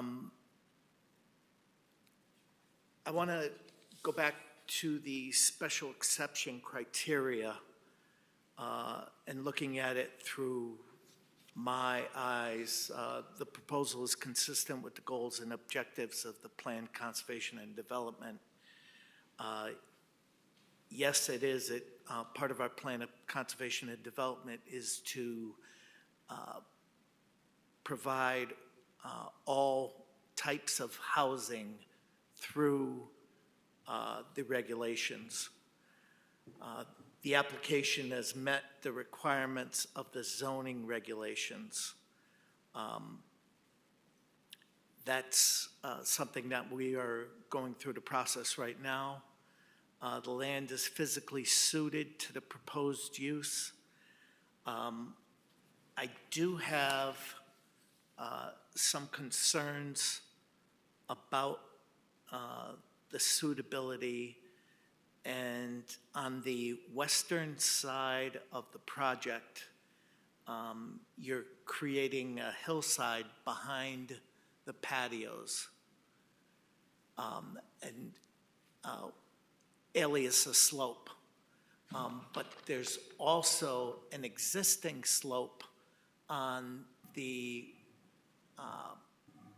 land to the west of your border. I'm guessing it might be like 12 to 20 feet. I don't recall exactly what it is. But how are you going to keep the water from running down to your neighbor who is much lower? How is that water going to be directed? You've got maybe, 8 to 10 feet of slope on that? Is that something you can come back and tell me, or do you have a plan right now you can share? Sure. Once again, Tom Daly for the record. A couple things. One, when we reduced the density of the project, we were able to squeeze it in and stay farther away. In terms of the western slope, that is a 3-to-1 slope. It's easily maintainable. It's mowable. It's not a steep slope. But if you walk along that property line, there is our next door neighbor has they must have had to put heavy vegetation in there. And there's actually a swale along the property line that directs it to the north. I walked it after the last big rainstorm. The other thing is you got to remember, most of the site is sheet flowing there today. We're cutting off probably 3/4 of the watershed that's going there by picking it up in this drainage system that's in the central portion of the site, because all that area goes there today. But now we're going to pick it up with the catch basin and take it out to the wetlands in the back. So along the property line, they're going to probably experience a net decrease in runoff because the watershed is made smaller through the proposed drainage system. But there is and as you can see, we pulled back the grading, so we're maintaining, and there was a comment about existing trees. When we reduced the density, we pulled it in, we were able to retain a lot more existing vegetation along the property line than that initial plan we showed you at the zone change application. And that will also provide an opportunity for water to move along that property line also. Okay, thank you. But I think they must have, when they built that project, they built a swale because that water was coming across even before they built the project. Okay. Minimal, if any, adverse environmental impacts are created, including emissions. I'm not seeing environmental impacts. I understand traffic and other concerns, but I'm not necessarily seeing that these impacts are severe enough to throw the project off. No traffic or other hazards will be created. I've got a concern, again, when I hear it takes 2 crossings to get across Buckland Road. And Buckland Road is a large, a wide street. That is concerning. And I'm not sure how that can be remedied. But what I believe I'm hearing is if you start from the northeast corner of Buckland, you have to cross over towards the bank, and then you have to wait for another cycle to cross over to ECHN. That's what I believe I'm hearing. And even though I think resident Pasqualoni had mentioned that you really got to move it to make one of these crossings. I know it's something that I'll be looking at a little bit more in the future, or for the next meeting.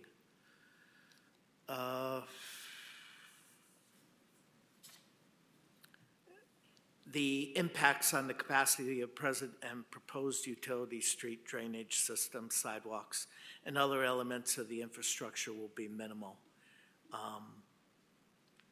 Yeah, on the last application that we reviewed, there were concerns that were voiced about future capacities.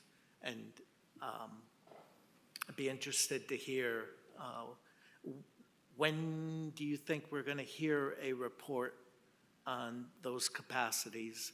And when you say 10,000, I think gallons, was it, your flow?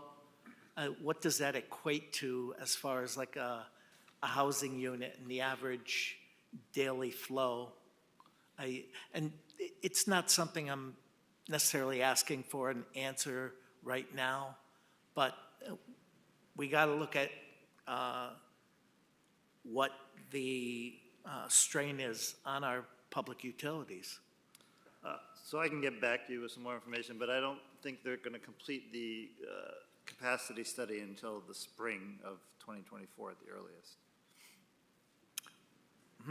Okay, that's a little That's being concerning. that's being done by WPCA. But it's concerning, but it's a reality too. Okay, thank you. There would be no minimal or adverse effects on existing uses in the area. I understand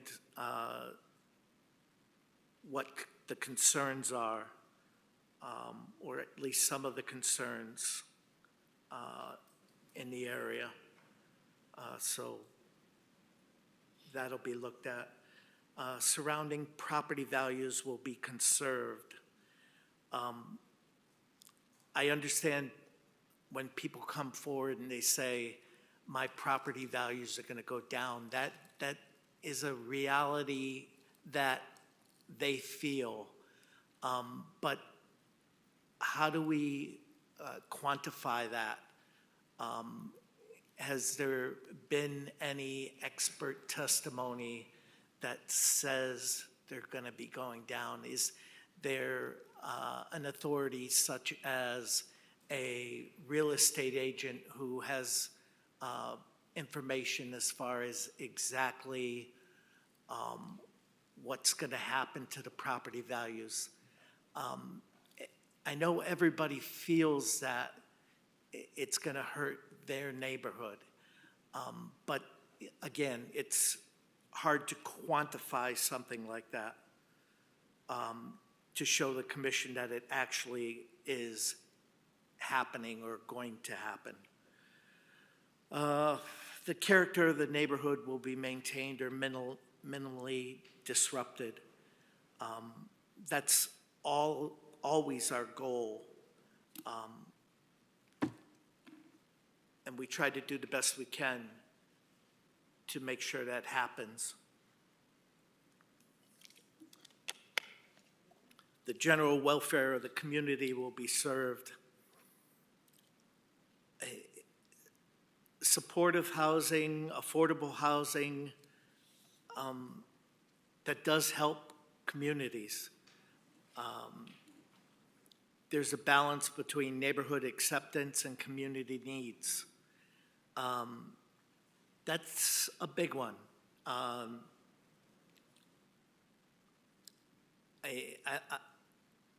I'd like to think we can get by that, or our community definitely needs affordable housing. It definitely has a lacking of supportive housing. It's something that we weigh as we move forward. Historic factors, as far as I know, there's really not any historic factors regarding this property. The overall physical appearance of the proposed development is compatible with surrounding developments and the commissioner's goal for the neighborhood corridor. These are always concerns.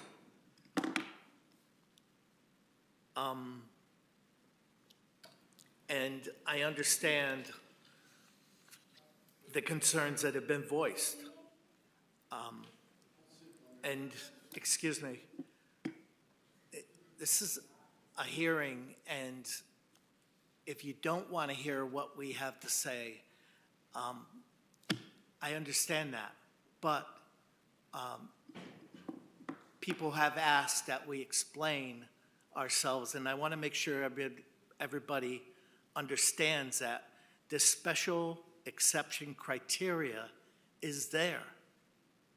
So it's something that needs to be addressed. The architectural design is aesthetically pleasing and blends well into the surrounding area. Again, we've got our architectural design review that has reviewed it. I understand that there's people who aren't pleased with it. And I hear what you're saying, but this is also something that has to be approved by the state of Connecticut, I believe. And there's costs involved with affordable housing that sometimes make it cost prohibitive to have it looking, and I'm going to fail in my words here, but as good as Paul Pasqualoni's house. Excuse me.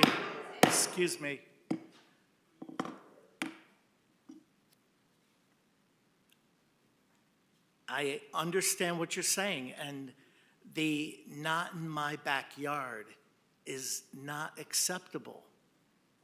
It's not acceptable. Noise created by site activities, including vehicle equipment noise. And you have that stuff during construction. But the noise regulations in town are going to be hopefully enforced regarding that. If they're not, it should be approached. I'm not saying that we aren't going to be looking at these things. All I'm doing is making note of them as in the criteria. Excuse me. Excuse me. Nobody's voted. Please, in order. I'll ask you to be in order. No, you're not in order. You're being rude. You are being rude. It's my turn to talk. Thank you.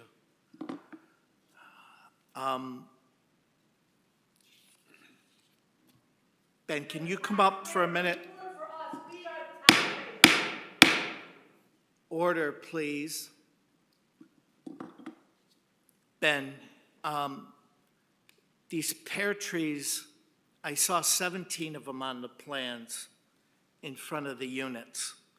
Are these just like flowering trees, or are they actually pear trees? I'll have Tom address that. Okay, thank you. Just flowering. Okay, They're so just- there's no fruit, No. no mess? No. Okay, thank you. The entrance island, it's right now designed to be 8 feet wide with a 20-foot lane on each side. But when I look at the last print, which, let me just turn to it.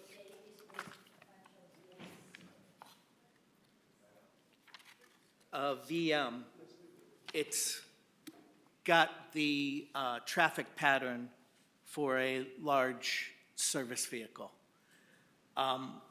And it appears that it barely squeaks by. I'm thinking we could possibly reduce that down to a 6-foot island and give another foot each way for the entrance and the exit. It just, I think, makes sense for the flow of those type of vehicles.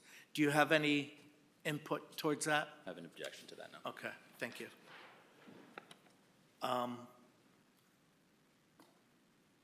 I appreciate the amount of existing trees that are being saved and incorporating them into the plans. The drawing for the other commissioners, let me look real quick.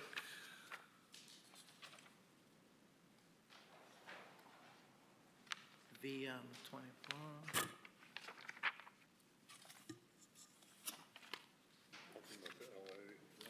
I thought I was, but I just looked at the LA. Okay, yeah, the LA drawing, thank you, Commissioner Wagner. At the top in the center, there's a legend that says protect existing trees, and there's like a dotted circle that's shown. And if you look around the print, it'll show like in the top left corner of the project that there's about 10 trees there that are going to be projected that are existing. And there's other trees down that west side that are also protected. There's a few others that are throughout the project, a couple in the southeast corner of the vegetated area. But there is one in particular that I had asked for, and I'm wondering why that one wasn't considered. It's a rather large blue spruce that's on, behind Building E. And it's, you see where the end of your retaining wall is? Right now, it seems like it's 8 or 10 feet away from that. And I do have the previous no, that's not at the end of the retaining wall. Let me show you. No, hold on a minute. Excuse me. If you'd like to talk, please go out into the corridor or the lobby, because it is disrupting the meeting.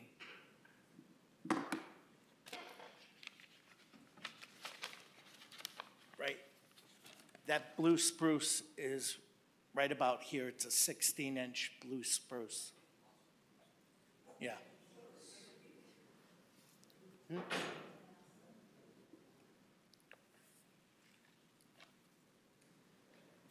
And for the record, Tom Daly, so that's within the tree line of that area, and that's to remain.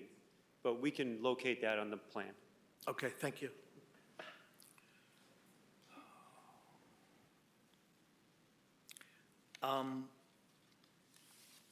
Another tree location that I had an issue with was right at the entrance.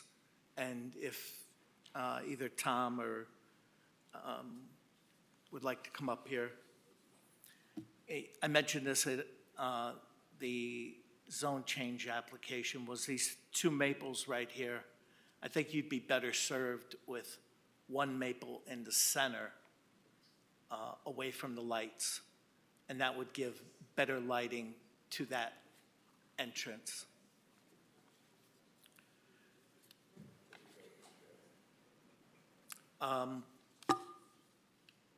One of my other questions that I had written down today was the maintenance of your conservation area, that 1.1 acre. Can you tell me specifically how and if any maintenance is going to go on to that? Because originally when I had mentioned that previously, I was concerned about kids who might live here, and I had mentioned that kids need a place to play. If you don't give them a place to play, they're going to find a place to play. And if it's not on this lot, then they're going to be going to other lots and playing, or what kids feel is playing that might be very disruptive to your neighbors. So that was my thinking behind having this lot that they might be able to play in. But I did look at it, and right now it's got its normal pitch towards the northwest. So I'd like to hear what your plans are as far as if it's a conservation area, generally those aren't maintained, or they might be maintained for nesting areas or something like that. But I'll let you. So we can put in the conservation easement specific maintenance requirements, and I would, as Commissioner Cavallaro requested a maintenance schedule, I would offer that I'll include what we propose for maintenance of that area within that schedule, but we would intend to mow it regularly. Okay, because if it's a conservation area, is that? You're allowed to create it. Yeah? Okay. Okay.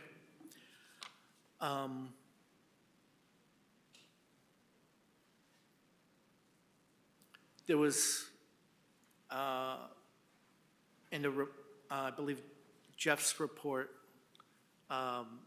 mentioned moving the bus stop away from the sanitary sewer. Is that an issue if the project was to go forward?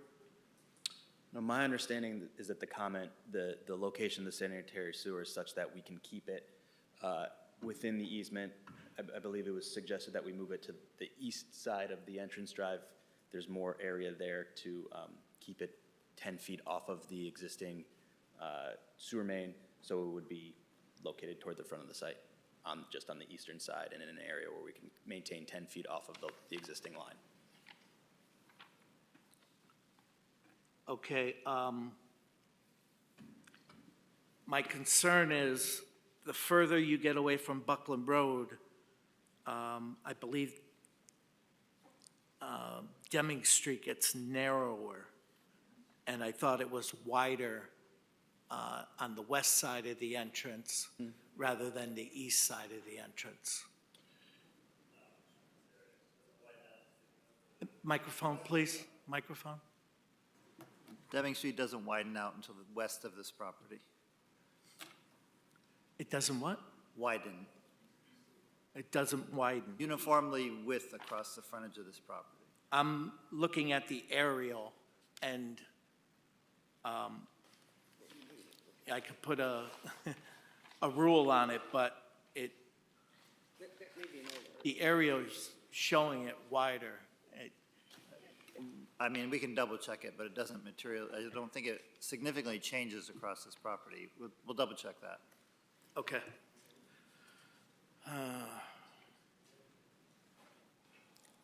Commissioner Foley had mentioned the parking spots in front of the units, and there should be curb stops.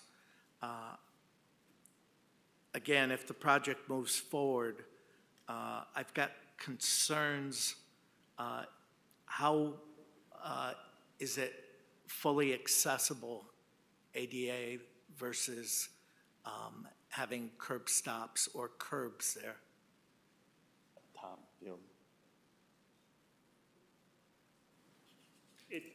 The handicap parking spaces are flush curb, and they'll have a curb stop with them, but then there's curbs throughout the rest of the property. And it's a 6-foot sidewalk, so it accommodates if a car overhangs slightly. So all the handicap spaces are designated, and they will have flush access with a ramp onto the sidewalk system. Okay. And all the handicap spaces can't be more than 2% on a cross pitch on them, and that's been accommodated. So there's like a handicap ramp at any sidewalk connection. It'll be a flush condition, and they'll get onto it. And then it's 2% to their front door. Okay, thank you.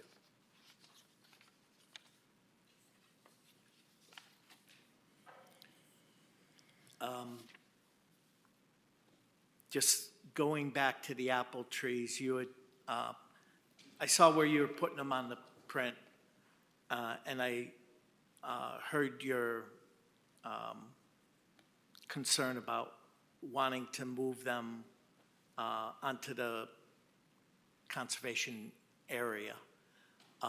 But I think the reason that they work in back there is I believe there's a wildlife corridor on that northern border, which goes all the way back behind Grandview Terrace. I think moving the trees forward would actually bring the wildlife closer to the road, which I think that's more towards creating hazards, which we don't necessarily need. So keeping the wildlife in the back, I think would be more preferable. Okay. I heard some talk about the generators, and I understand the pump for the underground would be on a generator, and Commissioner Foley mentioned the supportive units, possibly having generators. And I'm hoping, at a future meeting or you can elaborate exactly how, or you mentioned that some units, the supportive units would have power still during a power outage, I believe? Right now, the only generator-supported units is the common space. Could you, a little louder, Sorry, Ben? the only generator serviced unit is the common space. So it's not a residential unit, it's more of a area where in case of an emergency, there would still be access to power. Now, Okay. I'd propose that, we're working with Mark Inc. of Manchester and with the Department of Developmental Services on the precise designs, and certainly if they think it's critical that their units require generators, then we'll include them because they're a critical part of this development plan. Okay.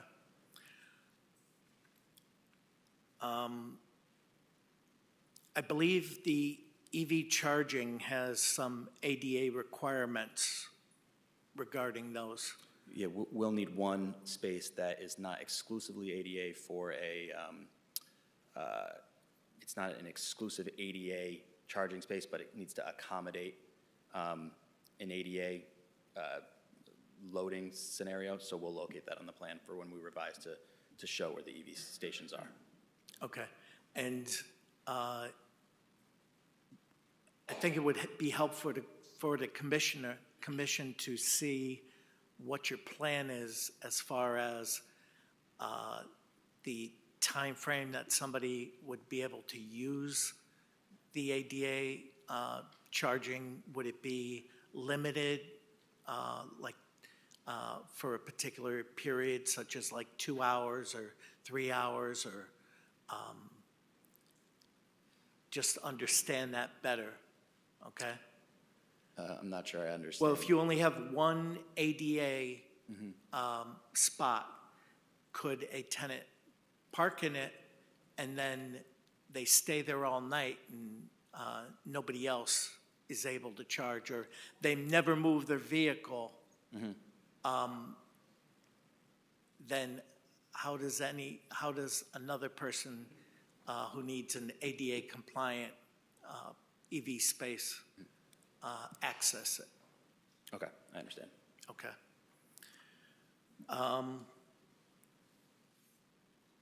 Concern at the last zone change meeting I expressed just for this meeting was there's going to be kids living here. Where are they going to play? Do you have any answer to that now, or what's your plan for that? So what's shown, and I'm going to amend this for the next hearing, is the gazebo area is going to be replaced with a recreational structure, like a playground facility. So that would be the one area that can be offered, and then depending on what we decide with the conservation area to the east of the property as well. Okay, I'll look forward to seeing that. Multifamily units, I believe, require firewalls all the way up to the roof to block penetrations. I'm expecting that's covered under the building codes. We'll adhere to the building code, yeah. Okay. There have been a lot of complaints through the process of the zone change and heard tonight. Do you have a centralized complaint process for your complexes? We have a work order system. We have a dispatcher that's centralized, where all of the, we have a dedicated maintenance email as well as call-in number, and that dispatcher is responsible for taking work order requests and administering them through our maintenance staff.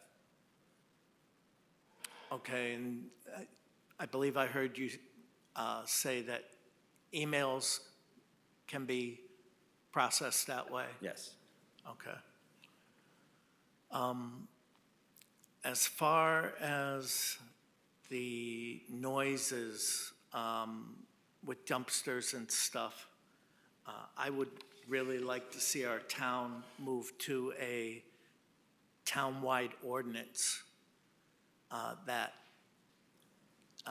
there shouldn't be any dumpsters before, I'm just going to throw it out there, like 6 a.m. in the morning, and none after, say, 10 p.m. at night.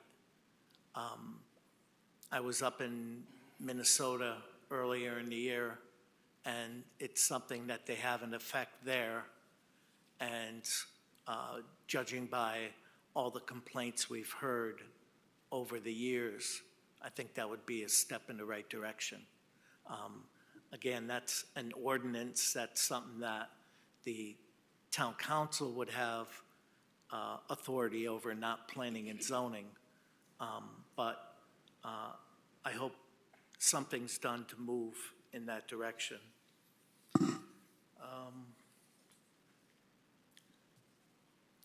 We had some concern, and it was expressed also by a couple of the commissioners up here, about native species and oak trees. Nobody likes planting oak trees because of the future maintenance. I know I used to have them on my property, and I had one year, it was 7 33-gallon barrels of acorns. I had so many oak trees. And that's not counting leaves, that's just acorns. And it doesn't happen that often that we have that much, but it does happen. But again, what I did hear was oak trees are probably the best thing that you can plant for the environment. And if you're planting something way off in the back, I think it would be a good idea for us to consider those. Jeff, are oak trees on our list of approved trees? Do you know, or Michelle? I don't know offhand. We'd have to check that. Okay, thank you.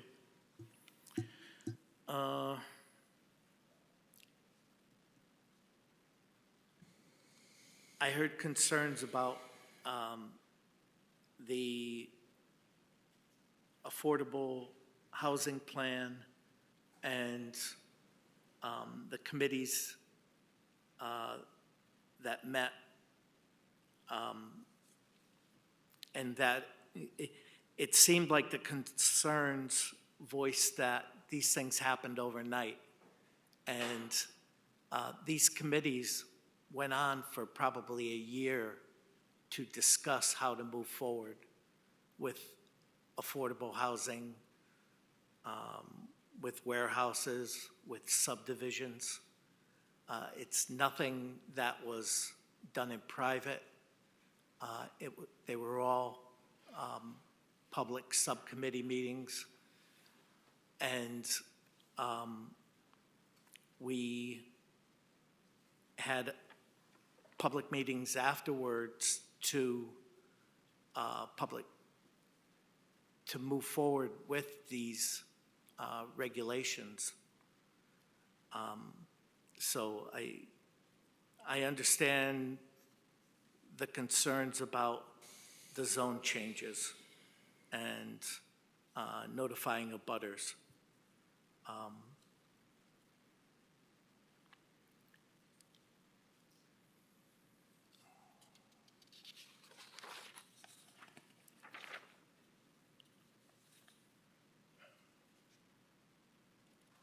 I'm going to see if any of the other commissioners have anything that they want to mention tonight before our next meeting regarding this application. Is there anything else, anybody? Commissioner Wagner? A couple things. I mentioned storage on the balconies. I think the other thing would be laundry. I know there are, I can remember a trip where I went to another country and laundry was hanging down all the balconies, so we would want to restrict that as well. Also, the timing, I think the Tempo development to have a 2-hour limit on all the EV charging sites, and I think that makes a lot of sense. Typically, people are going out in the neighborhood and with their car, they come back. They don't need to stay connected all night, and that gives the opportunity for everybody to use those relatively limited number of sites. That's it. Thank you. Thank you. Yeah, just, Commissioner Viteri? yeah, something that was said before, I don't completely understand. It talked about to get to like a bank, you have to double cross the street, and I don't understand. It looks like just a straight cross Buckland, and you're at the new bank that's over there, or cross the Deming, and you're at the bank there. A single cross, and you can get down to CVS or to Stop and Shop. So I didn't understand the double cross to. Depends. Okay, but to go to all the other facilities that they've been talking about, it's just a single cross, right? Well, it might depend which one of the 20-something banks in South Windsor you're walking to. So in reality. Yeah, okay. I just want to make sure I understood. Thanks. Okay. I'm looking at the concerns right now that were voiced. You know, the dog walking poop area, additional parking. I don't believe those are what we envision for that conservation area. And I know we'll do our best not to allow that through whatever we need to do, signage or the invasive species. I know we had a park, or we have a park, Lawrence Road, up in the northern part of South Windsor, and it was open space. It wasn't maintained, and you know, years later, it was completely overgrown. And it's tough to play catch up on something like that. But the shopping carts, all this, they're legitimate concerns. And hopefully we'll have some better answers at our next meeting. So at this time, I'd like a motion to continue the public hearing to which date, Michelle? Well, you have two meetings in November, November 14th and November 28th. I did know if November 14th, we were going to have an issue with some members may not be in town. I'm not sure if that was a problem for a couple members, many members, or the next date would be the 14th. I know you're here? Okay. I know I'm going to miss the first meeting in November, but if Commissioner Foley is here, then motion would be to move it to our next meeting, November 14th. I move Wait, we what date conti- is it? November 14th. 13th? 14th? The Okay. 7th is a Tuesday, that's Election Day. Okay. The Yep. 14th, yeah, okay. Yeah, 7 days later, yeah. I move we continue the public hearing to November 14. Okay. We have a motion and a second. Staff, that's fine? Applicant, that's fine? Yeah, I'm going to check with our experts because I want to make sure that we've got traffic and Tim Hollister also available for that date. I had the 28th on our, so let me Okay. just check with that date and Okay. certify. Any other discussion? Hearing none. All those in favor of the motion say aye. Aye. Those opposed? Motion passes unanimously. Okay, thank you.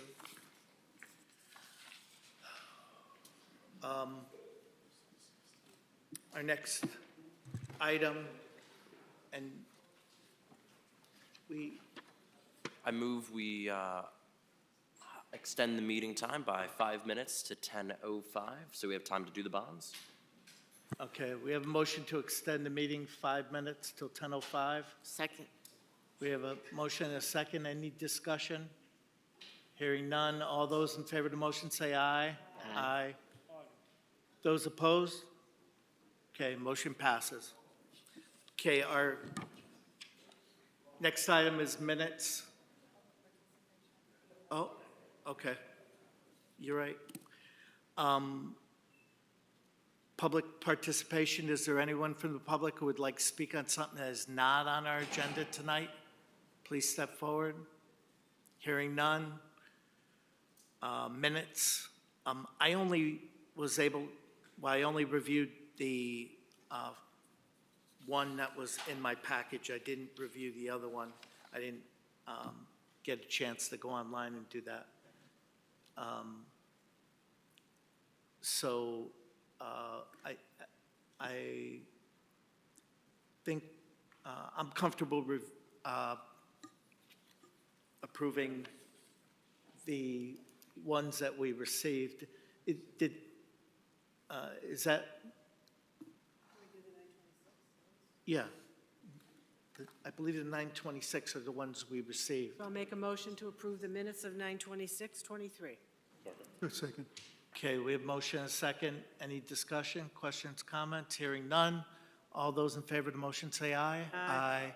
Those opposed, motion passes. Take the other ones home and we'll get them next time. Bonds. Yep. Move to approve the landscaping bond of 11-24P Cambria Suites, amount 10,000, reduction 10,000, and a balance of 0. Second. We have motion and a second. Any discussion, questions, comments? Hearing none. All those in favor of the motion say aye. Aye. Those opposed, motion passes. Okay, do we have any other business that needs to come? No, not at this time. Okay. Commissioner Foley? Is there an opportunity to ask for an extension on our moratorium? Affordable housing? On the affordable housing moratorium? Right. You have to meet the law, which means you have to create so many points. It's in law how you get these things, right? So the law lays out how you get a 4-year extension, so you would have to meet the law. You would have to get enough points to qualify for a second one. It says it right there in the law. So as of, how many points do we need to? Or how many units do we? You needed 206 points to get a moratorium. If you look at the applications right on our website, it's very easy to see, but all of Metro Realty projects, all of our DRZ projects, all contributed to that number, all right? So you had Watson Farms, both berry patches, all those units got us those numbers. So you'd have to have that kind of development level to get those kinds of numbers again. So it's pretty significant. And they have to be up and running by October. Correct. So, No. I'm just going to say, it's an impossibility, impossible to have that by 2024. We're never going to be there. So we are just in fear that the state of Connecticut's going to walk in here, pick a piece of land and go, this is what you're going to do on that land. It's not going to be the state, it's going to be a developer that's going to come in with a project. What's that? It's not going to be the state that's going to do it, it's going to be a private But developer if we that's going don't to have come a in. piece of land that is zoned for residential, they will apply or force us to change our zoning is that what I'm? They won't have to. They won't have to abide by the zoning regulations. If we do not have adequate affordable housing, then. By 24.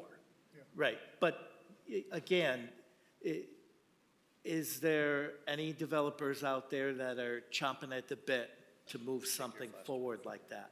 You don't know. All we can do is try to plan in a manner that we reach our I'm looking at it, goals like as soon 24 as is not that possible. far away.